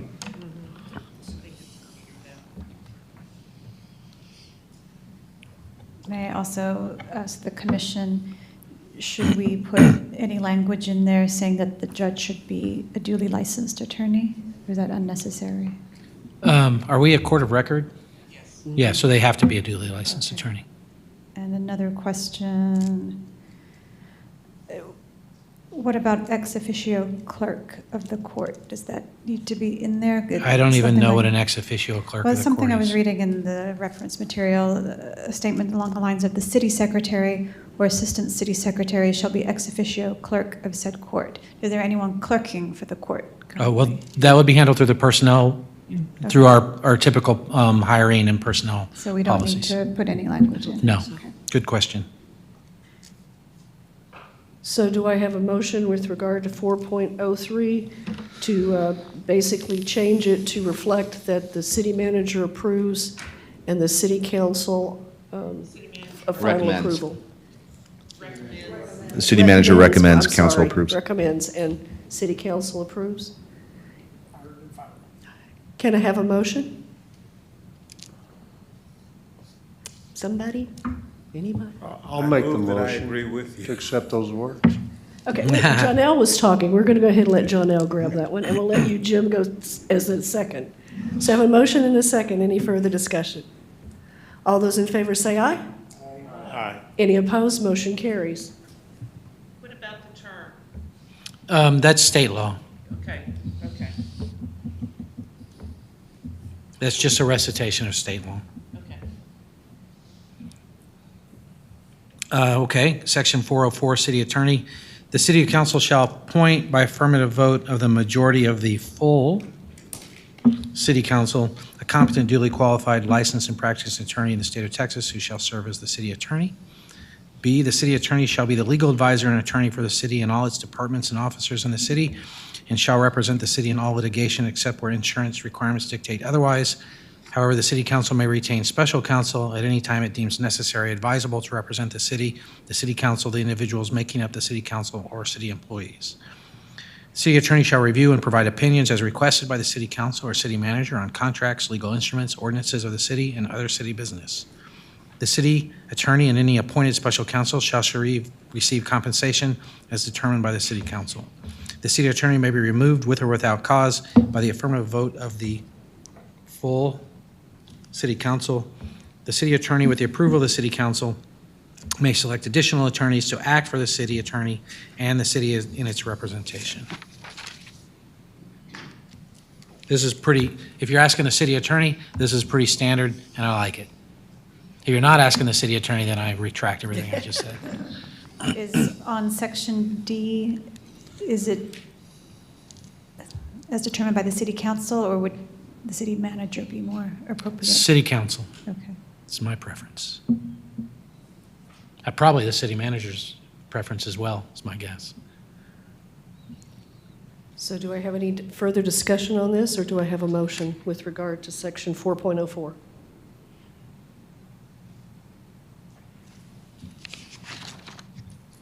I move we accept section 4.04 as amended. I second. Motion and a second. Any further discussion? All those in favor say aye. Any opposed? Motion carries. Section 405, the city council may, after hearing recommendations of the city manager, that's the key part, establish, abolish, redesignate, and/or combine departments, offices, or agencies in addition to those provided for this charter, and may prescribe the functions and duties of such departments, offices, and agencies. Everybody okay with that? Any All right. discussion from city Isn't that the way administrator or it's the done mayor? right now? Yeah, this is exactly the way we do it right now, and it works. In fact, when we talked about this in December as a group in the mayor's office, we basically said, hey, verbatim, and our example is this is exactly what Nancy brought to the city council with our Public Works Department, combining Public Works and Utilities all together a year and a half ago, right? So it's exactly how we do it. We'd love to leave it as is, pending your discussion and approval. Liz? So just because it's not really addressed anywhere else, as a commission, do we feel a need to put any specifics about, do we need an annual audit? How's the city audited right now? Seems like section 4 would be a place to put it. Are you speaking of an audit of, Does the city Financial audit. budget? you want the financial audit? Financial audit, We are required annually to have a financial audit. And that will occur at the end of our fiscal year. Typically, the auditors are here in November for about half the month, a week to 2 weeks anyway. And in fact, in February's council meeting, we will receive our annual audit report from our auditor. But we are currently required by state law to have an audit annually. and do we want to define our fiscal year in the charter? I think the fiscal year is defined, where is our fiscal year defined? Is that a state statute? No, I don't think all of them have October to, Yeah, there's September. Yeah, there's not a city in Texas that doesn't have their fiscal year because of the way the state law reads. okay.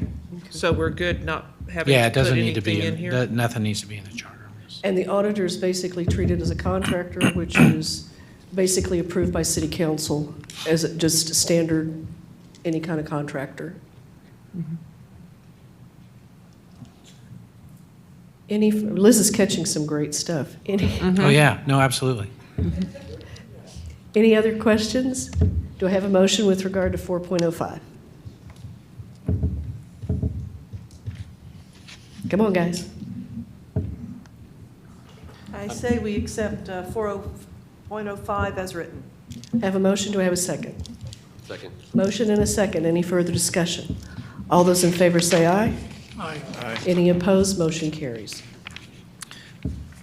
Do you want to push through this last section? Yes. Okay. Elections, 5.01, city elections. All city elections shall be conducted in accordance with state law. I assume we have an ordinance, Nancy, that states our uniform election date, our general elections are held in May? Honestly, I do not recall. We may have an ordinance or a resolution. Anyway, we can't change it. We're stuck with it regardless. So we have an ordinance or a resolution, I just don't know which one it is. Okay, And the county has told us they would not let us, and you can't change it anyway. I mean, the Yeah, state messed with us on it. So, Okay. how about, so we put this B to say the regular city election shall be held at such times as required by this charter and on a date set by city council. Just strike ordinance. Because I don't think we care what form that's in, resolution or ordinance. And then the second sentence would be the city council shall be responsible for, I'd actually like to strike that sentence also because it's completely unnecessary. So I would say B would read, the regular city elections shall be held at such times as required by this charter and on a date set by city council. Do I have any motion with regard to election 5.01? Make a motion, we approve section 5.01 with the amendments stated. I have a recommendation, motion for 5.01 as amended. Do I have a second? Second. Motion and a second. Any further discussion? All in favor say aye. Any opposed? Motion carries. All right. Apologies, I'm pulling up a previous document, because I think there's one other thing we need to address, and I'm trying to verify I what think that it's is. 5.02, B3. Yeah. Which one? 5.02B3. That's right. Okay, thank you. I knew there was something in there. So 502, candidates for elective city office shall file for office in accordance with the Texas Elections Code. In addition to the requirements of state law, candidates for elective offices shall meet the following qualifications. We've already dealt with 1 and 2 previously. 3 says, shall not have been recalled from city council within 3 years preceding the date of the election or appointment as applicable and the end of the term during which they were recalled. We've also got rid of C previously. So how do we want to handle the recall issue? Mayor, you had some preference on that? Charlie, a question that came up earlier this afternoon is the 3 years written into Fort Stockton's charter based on 3-year terms? Yes, sir, that's why they Okay. did it. So what we talked about in our discussion was 3 years is a full term and then another half term. And then that individual couldn't run for office if we had a successful recall in the city for 3 years. Do we make it 4 years for thinking 2 full terms? Of course, when I say 2 full terms, you go, well, what if they're not recalled until prior to the last 6 months prior to their term ending? So I don't know, I could go either way on that, but I think somewhere between, I don't think 2 is enough. I think somewhere between 3 and 4. You could say 4 with 2 full 2-year terms before they can run again. That's probably a really good discussion to have. Charlie, is there any prohibition, or is this totally at the desire? Total discretion and policy decision of the citizens and at first election, at first blush, this commission. So commissioners, what do you prefer? Does it have to say years, or can you specify it by terms?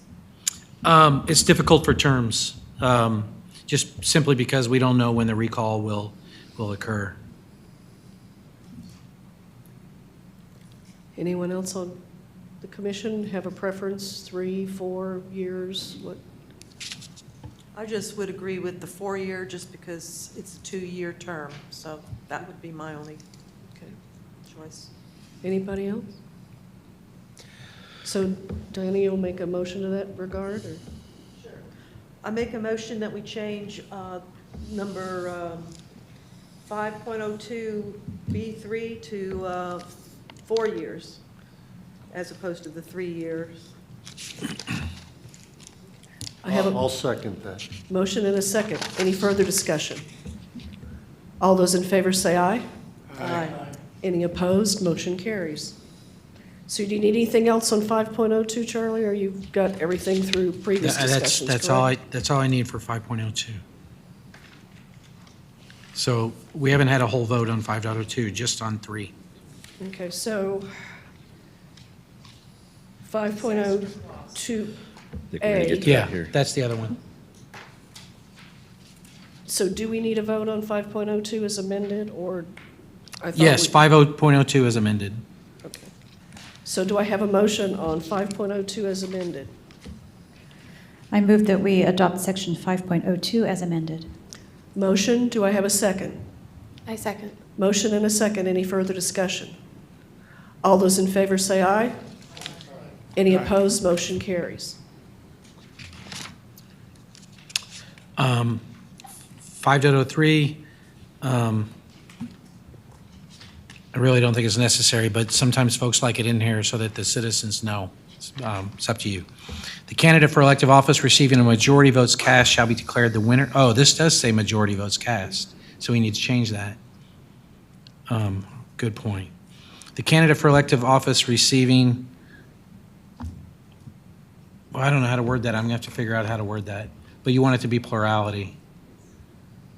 And I want to make sure I know how to word that properly. Does the commission need any kind of discussion with regard to majority versus plurality and what that means? Yeah, no, they do. I mean, the city secretary would, I think everybody would prefer majority, right? I don't know the answer to that question. Well, so majority works if it's a yes or no question, right? Is this person going to be recalled or not? Yes or no, majority works. Plurality is how we operate with our elections in Garden Ridge currently, and you don't have to cross that 50% threshold. So we don't have runoff elections in the city of Garden Ridge. You just have to have a plurality of the votes cast to. You have to have the most votes. You have to have the most votes, but that's plurality, right? So majority is what they do in Schertz and Cibolo, and like the city of Schertz, Mayor Ralph Gutierrez didn't have 51%, but had like 50.2 or 3% of the vote. But because it wasn't a majority, 51%, there's a runoff election. So now he was selected with 73% or so of the vote in that runoff between the top two candidates. But I don't think that's something, personally, I don't think that's something we want to do in the city of Garden Ridge. I think it works based on our population. A plurality works, a person that gets the highest percentage of votes, how we currently do it. Cibolo was the same thing, but it was a lesser, they had 5 people running for mayor, so you're never going to get even close to 50%. But the top 2 percentage of vote winners, I guess, had the runoff election, and Mark Allen was elected on last week on the 2nd of January. So I don't think that's something that, I wouldn't recommend we do anything other than plurality, currently how we do it, based on our population, but might be a good discussion. And just as a reminder, at the very beginning, we said that the council members shall be elected at large, but by place. Do we do that now? At large. And place. And place. And place. So if you have 4 people running for place 1,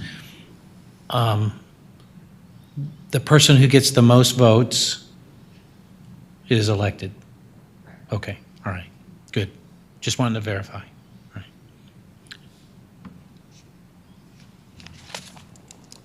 How does the commission feel about that? I mean, that's what we do now. Yep. Honestly, having been one of a 3-person race at one time, it seemed to work even then with the whatever. Not having, and it saves the city from having to go through another expensive $10,000. Yeah, it's a financial runoff obligation election. as well. And it And seems to me that it works better when you have it by place, because otherwise you could have, if it's not by place and you've got 3 open seats and you've got 5 people running for those 3 open seats, you could actually have someone elected with 10% of the vote. I think that possibility is reduced significantly if you do it by place, because then each person has to choose a place that they're running for. What was it that Jim Sturch said at our first meeting? If it ain't broke, don't fix it. I was just fixing to restate that, Mayor, thank you. It's awful. No, and seriously, it's what we do now, and we had this discussion in our first meeting. We're trying to write a charter. It may not be perfect, but the point is, we're not trying to rewrite the way we govern this city. We're trying to put something in front of our voters that they can accept and they're comfortable with. And if that's what we do now, it can always be changed later. And this may not be the time to change something if it ain't broke. So I'm comfortable with that. So I'm getting a feel, that's all I'm doing here. that we want to stick with what we have. And if that is the case, the language would read, and I would just want to double check the language I would want to insert for plurality, but most is what comes to mind. I just don't know if that's right. The candidate for elective office receiving the most votes shall be declared the winner. And I'll double check that most to see if that's the appropriate language, but that would be the effect. So do I have a motion to instruct the city attorney to make the adjustments to section 5.03 to reflect basically the individual getting the most votes or a plurality, whatever the appropriate wording is?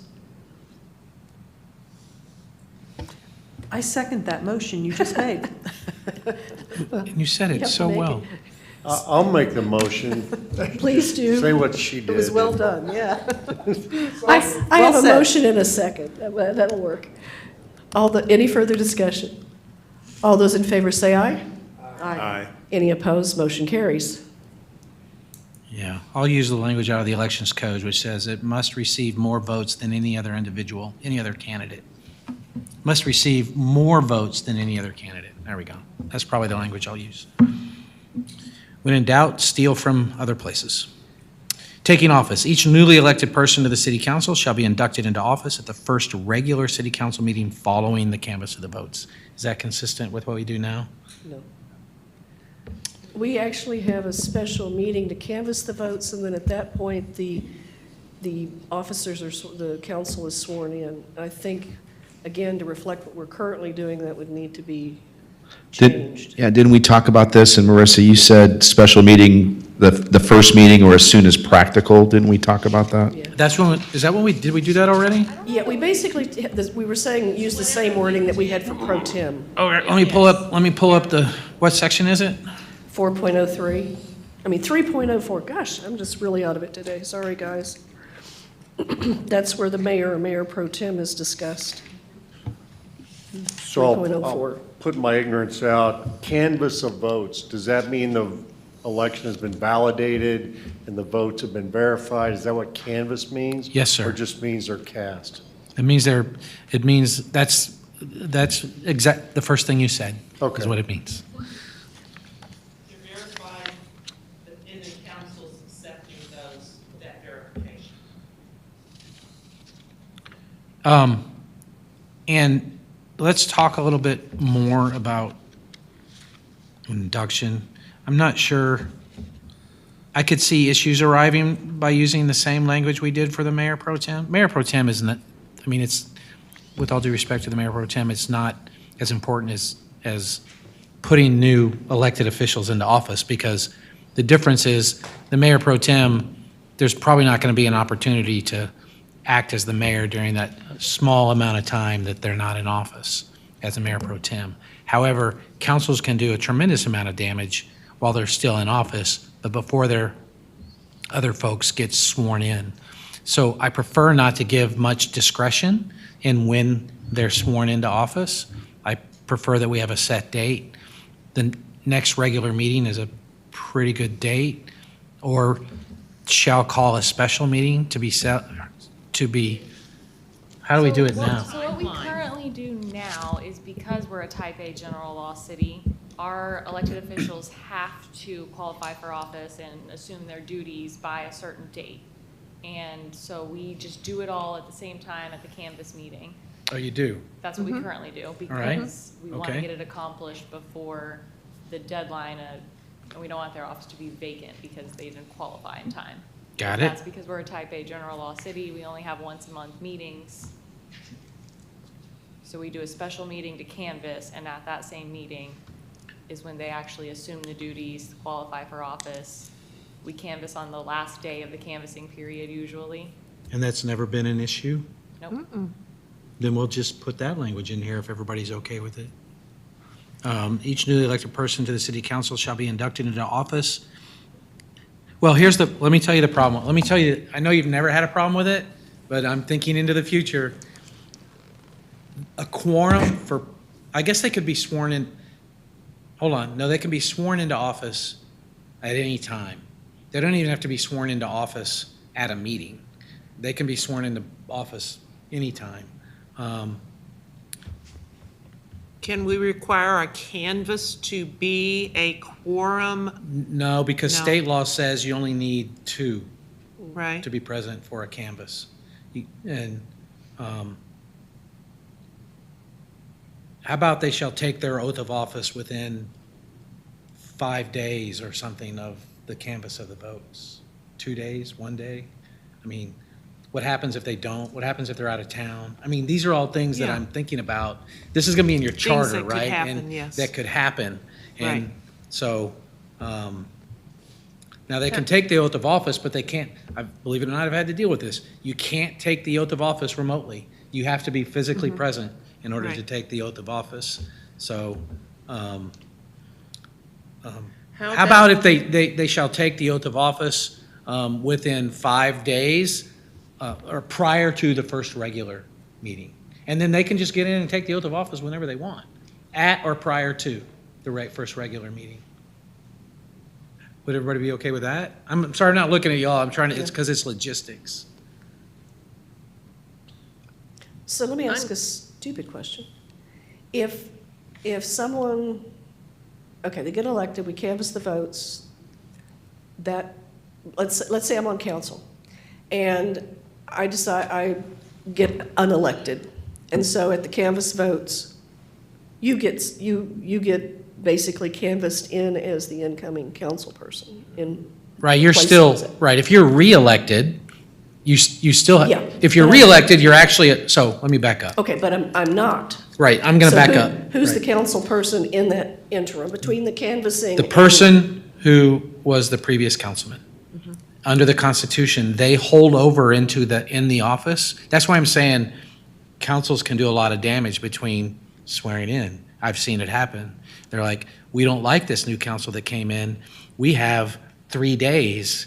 We know what the election is. We know when the canvass is going to be. We have time to hold a special meeting, even after the canvass, hold a special meeting and take some actions. I've seen it happen. After thinking about it, why don't you let me locate the language in state law with respect to general law type A cities and the deadline for swearing in, just incorporate that into your charter, and then you can continue to conduct operations as you normally do. Does that tie in with what the commission would agree to? Okay. I don't know why I went through that whole debate when I should have just said that to begin with. That was my fault, Chair. I apologize. I tend to overthink things because I'm a lawyer. Yeah, that's what we pay you for. All right, so if it's okay with the commission, I'll get a vote. And if you know I don't have it memorized, but it's in the elections code somewhere, because I remember seeing it. We can find whatever the current status of the law is for the general law city. We will incorporate that into your charter exactly so that we don't change process. Sounds great. Do I have a motion to accept that proposal from the city attorney with regard to that wording? I move that we accept that section as presented by the city attorney. Okay. Have a motion, do I have a second? Motion and a second. Any further discussion? All in favor say aye. Aye. Any opposed? Motion carries. So the only other thing is the disaster clause. Am I wrong? That's what mine shows. No, that's the only other thing, but I've got a question about something, whether or not we need to insert it. Bring it up. At Oh, the- I'm sorry, Chair, can she bring it up? Let's look at the disaster clause. I think that was Okay, something you sounds wanted good. to talk about. Right, Charlie? That's correct. Where did I have, did It I? was in the draft, section 8.04, and it was in the handout for tonight in blue. Oh, yeah, I did, that's right. Okay, so this says that in the case of a disaster, when a legal quorum of the city council cannot otherwise be assembled due to multiple deaths or injuries, the surviving members of the city council, or if no member of council remains, the following surviving city officials: municipal judge, alternate municipal judges, and the city attorney, shall, within 24 hours of such disaster, appoint a number of qualified residents equal to the number necessary to make a quorum to act during the emergency as the city council. If for good reasons it is known a quorum of the elected city council will never again meet, the newly appointed city council shall, within 15 days of their appointment, call a city election to be held as soon as authorized under law for election to vacant offices. If it is determined that a quorum of the elected council will meet again, the newly appointed council members shall serve in their positions until such time as the previous council members may again begin serving. This is actually one of the best disaster clauses I'd like to say I came up with on my own, but I did not. I actually did come up with the very first disaster clause ever in a charter, and it's interesting to now find it popping up in other places. But this one's pretty good. It takes into account the fact that we may never have a quorum again, and the example I always give is because nobody ever listens to their city attorney. 4 council members drive up to TML together, they get in a horrible automobile accident, and they all die. And all of a sudden, you don't have a quorum, right? And we're gonna know.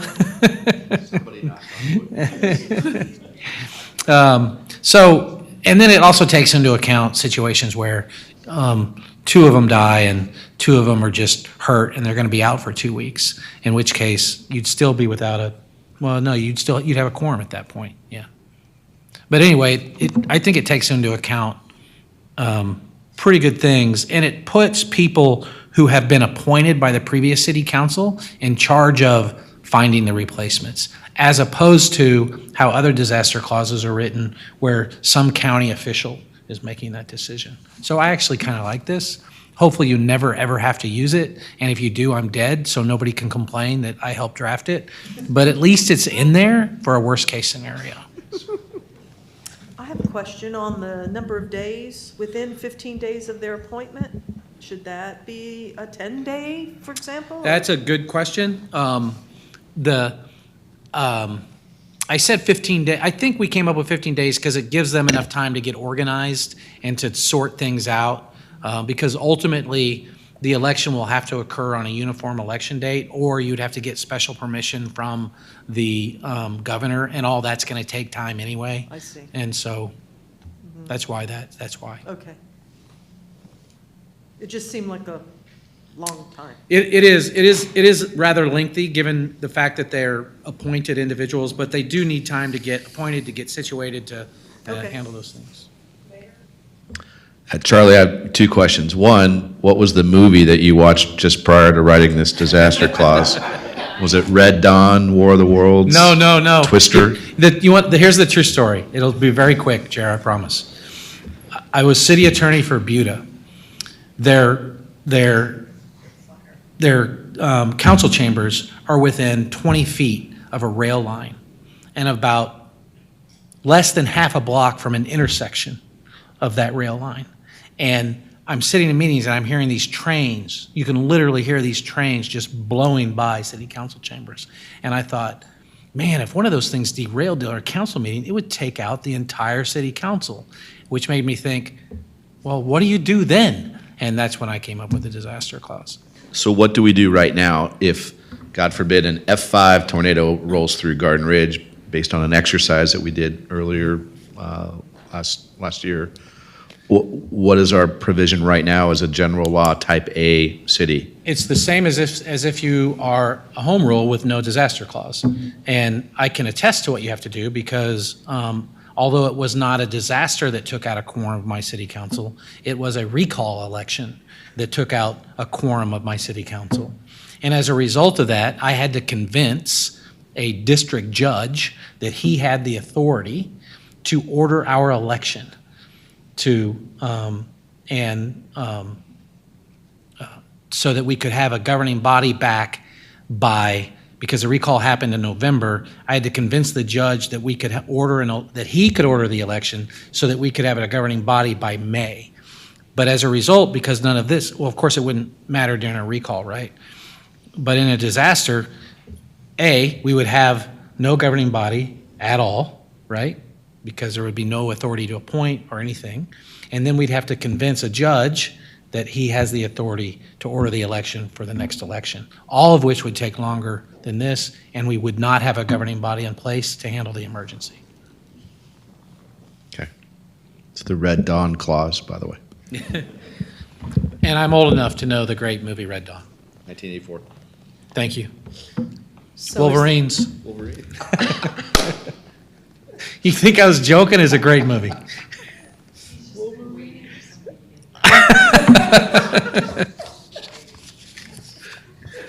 So do I have any discussion with regard to 8.04? Feel free to tweak it, but I don't know how better it can get at this point.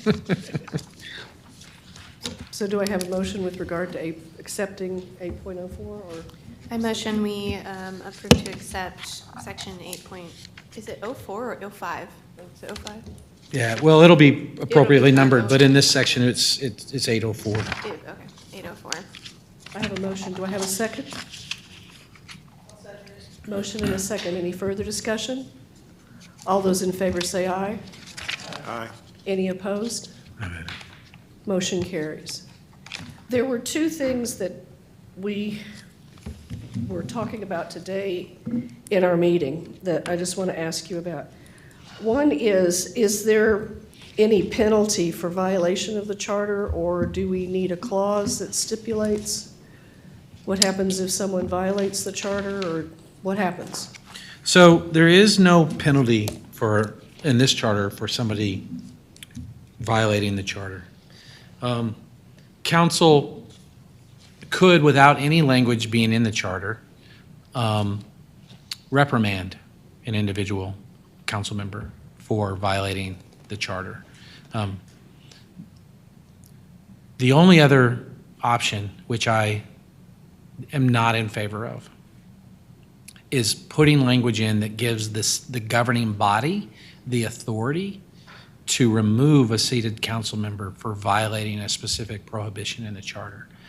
But I can tell you what that results in is chaos and incredible legal fees, and at least once a recall of every single council member who voted to remove a council member, which is how I ended up without a quorum of a council. They have a provision, that particular city has a provision in their charter that says that that after investigation and hearing and trial, that an individual council member can be removed by the governing body for violating the charter. 5 members of that 7-member council removed the mayor. There was a recall election, and every single person who voted to remove the mayor was recalled. Mayor, are you satisfied leaving well enough alone? Wow. Yeah, just to give the commission some perspective about where this discussion was coming from, we approved as a council last April an ethics ordinance.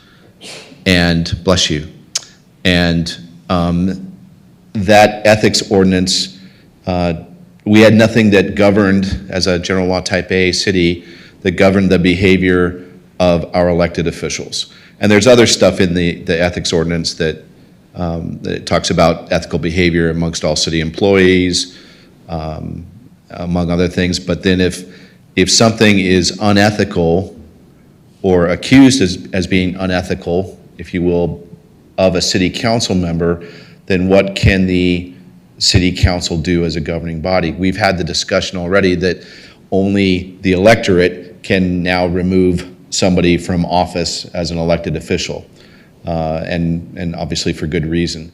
What we came up with was three phases to alleged unethical behavior of our elected officials.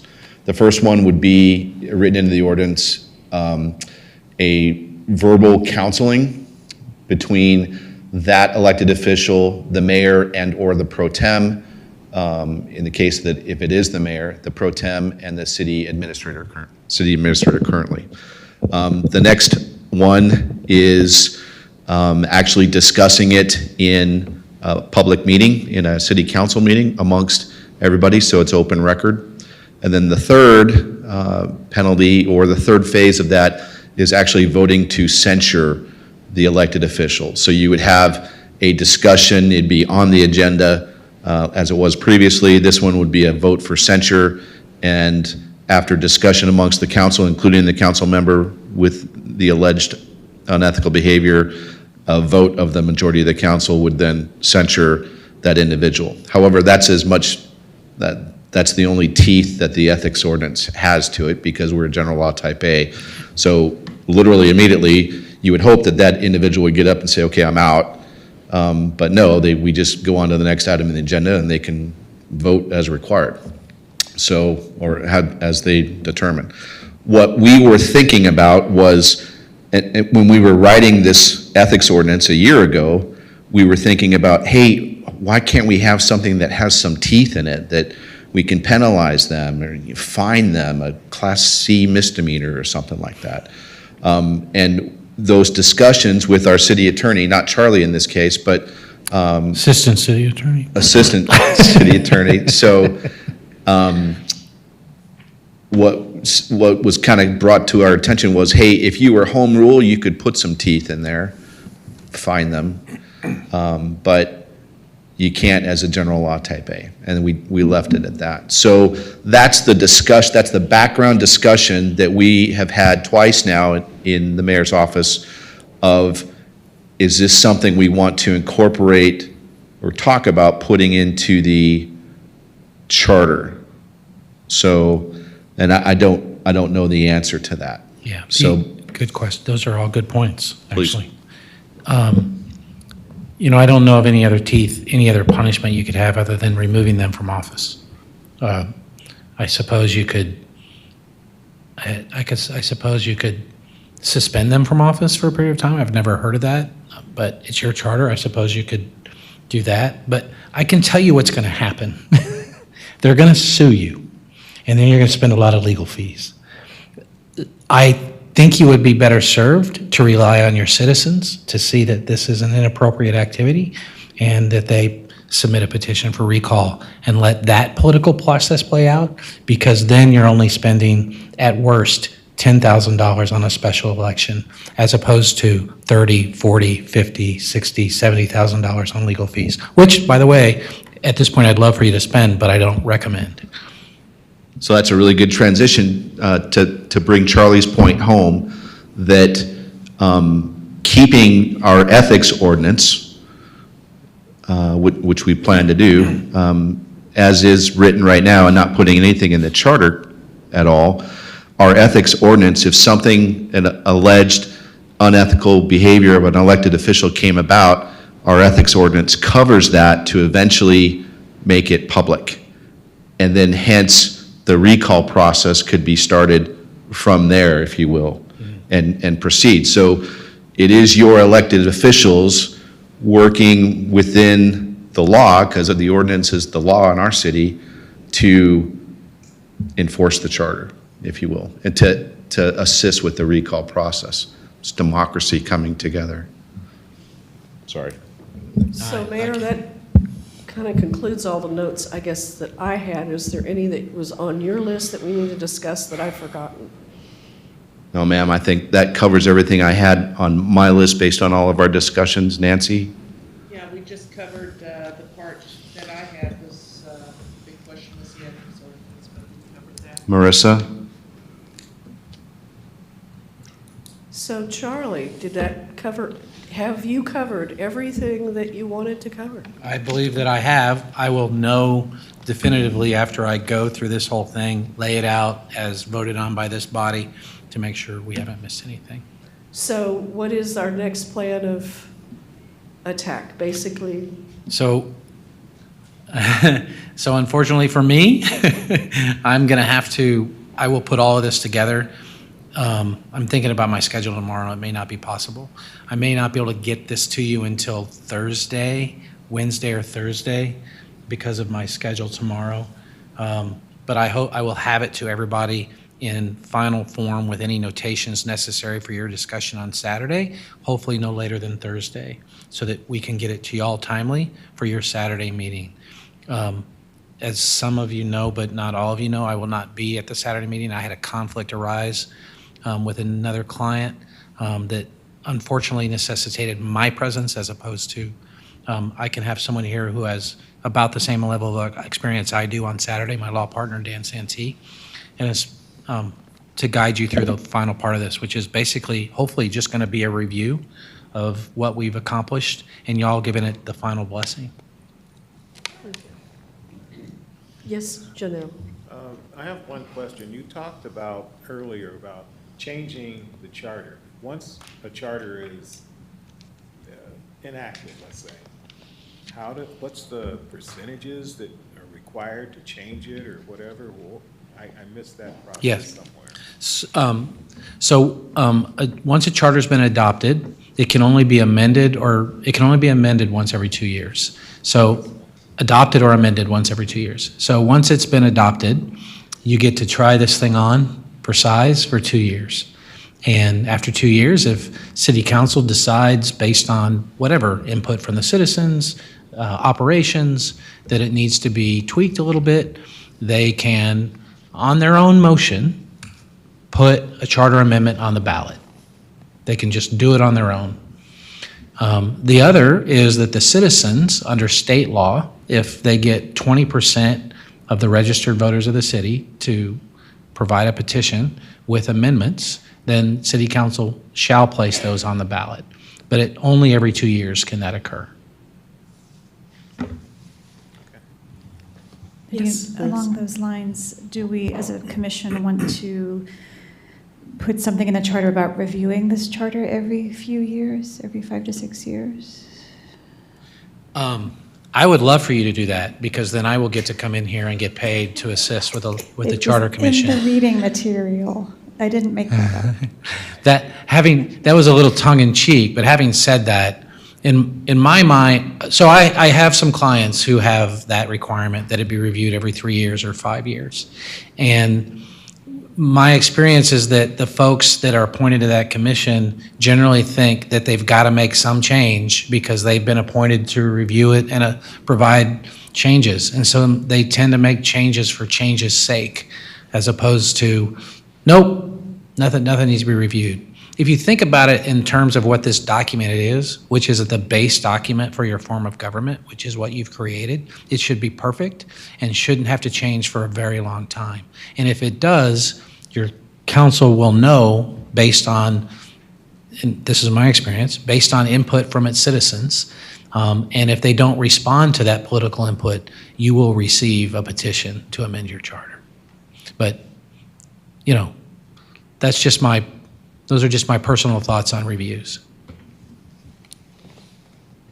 Do you want to put anything in or propose putting anything in or just let it go? Okay. Anyone have any interest in putting anything in at this time? I just wanted Good to know idea. the process. I didn't. Is there anything else that the commission would like to see? Well, if I just have a question. We have a meeting Monday also, correct? Saturday. No, Saturday's the next meeting. Currently Right. Saturday, and then Saturday 21st, Wednesday the Saturday and 25th. Saturday. Okay. Yeah. And then there's one scheduled for Wednesday, the 25th. Yeah, 6 p.m. Oh, it just sounded like we were ahead. You are And ahead. If you're And not I going am to be sho- there I have to say I'm Saturday, if shocked. we did not do Saturday, it would Right. give you more time to prepare. I would love that, honestly. That was But it's only a up to thought, y'all. To the chair. It's up to the chair and If we're y'all. not ready for Saturday, then let's not do Saturday. Mayor, what's your? I can get it done. I can get it done. I will get it done if y'all want to meet on Saturday, just FYI. I just won't be here. My law partner will be here. So that's a valid point, Jim. I'm hesitant. The fighter pilot in me goes, hey, let's continue with the planned brief. And if we need to look at canceling the next Saturday because of what we accomplished this Saturday, we could go from there. We still have it's probably valid discussion, Nadine, to talk about our strategy of where we go from here. So we've put together, as a body, but you guys as the governing commission have put together a fantastic draft, obviously with Charlie's help and a lot of different inputs, but you've done that. So every one of you has had valid, extremely valid, amazing questions, things that that I never even thought about, which is why you're up here and why you said yes. So thanks again for saying yes. And you've worked very hard over the period of 4 meetings, a little over 9 hours by my calculation, and put together a fantastic draft. We had talked about what do we do when that happens, and once we get that process, our final document ready to go to council, because that final document goes to council to go on the ballot. Council has no input on that other than, yep, see ya, there it goes. So we'll talk about it at that meeting when we present it to go forward for the ballot, but based on your recommendation, but there's no inputs to it. So we also talked about how we present this to our residents in preparation for the ballot. How do we provide education out there on here's what a home rule charter means, here's what's on it, here's what recall means. That could be anything from going to the monthly market days at Northeast Bible Church at their parking lot and having a booth out there to help educate people. It could be, every month hitting that, a newsletter, something, I don't know, but stuff that we would need your help with as the experts, as a council and a city staff to put that together. So I'd like to, that's a long answer, Jim, to go, I'd like to keep our Saturday schedule as much as I'd rather watch football, but actually, no, I'd rather be here because as crazy as that sounds, I mean, this is no kidding democracy in progress, and this is what it's all about. And if we could do this, not just at a city level, but a county, a state, and a national level, think of what we could accomplish. We didn't all agree on everything that we talked about. Not every vote was unanimous, 8-0. And that's good constructive discourse and compromise and coming up with what we think is the best way to go for our city in the future. I mean, no, we're not sitting in Constitution Hall for 3 months in the middle of summer. Thank God. Yeah, but here we are in 4 meetings in 9 hours, and look at what you've done. It's amazing to me. I'm so proud of you guys, and thanks for saying yes. I really am. Everyone has had fantastic inputs, and you're amazing. So I'd like to keep that meeting going, and then perhaps be able to say to cancel the next Saturday, and then see where we go from there, so we can talk strategy as well, once we have a final document. And for the record, I was looking at the schedule, I thought we had a meeting on Monday, but we don't. Our next meeting after this Saturday is next Saturday, right? And y'all don't know this, I did inform staff, but when this schedule was set, it was set prior to my daughter inviting me to go to a convention with her where she signs autographs and has her picture taken with fans in Ireland. And I chose to do that and send someone else to those meetings that are coming up. So I apologize. So I was available, but my daughter took me out. Is there an issue meeting a quorum on this Saturday? It's a holiday weekend, so is there any issue meeting a quorum on Saturday? Valid point. So is everybody planning on being, Nadine, I'm stepping on you're the chair, you go. Okay. We have 2 vacancies, potential. And how many? Yeah. And for the record, no substantive decisions will be made at this next meeting. It'll just be, is this what we all agreed to previously? I mean, I'm kind of with the mayor. I'm one of those kids who always got their homework done early. Hate to tell you all that, but I'd rather go ahead and meet, go through it, see if we see anything, and get that hammered out and get it pretty much kind of behind us.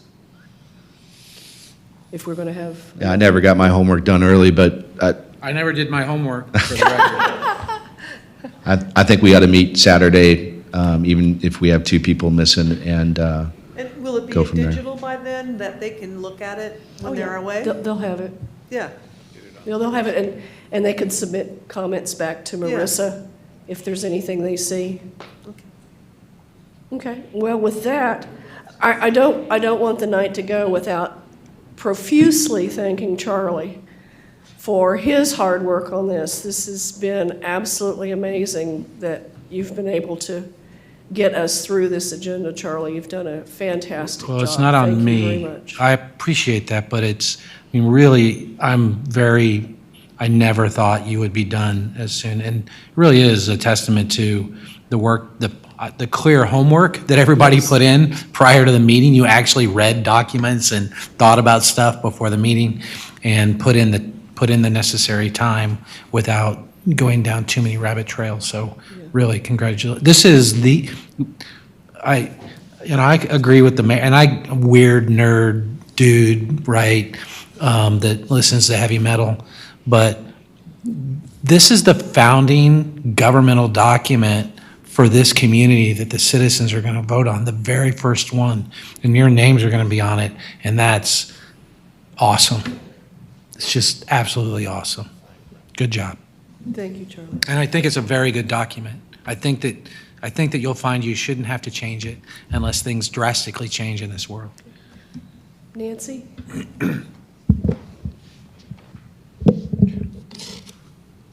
As soon as we get the electronic version, we will send it out to everyone. What I'm going to do, I will more than likely be the one sending it out. I'm going to copy Marissa, because Marissa's going to be out of town training. And so any comments that you have, corrections, anything, just send it to me, and you can copy Marissa on it. That way, between the two of us, even though she'll be driving at that time, we'll notate all them. Well, great job, commissioners. Just outstanding, outstanding work. And with that, announce the date, time of next meeting, which will be this Saturday, January 14th at 10 o'clock.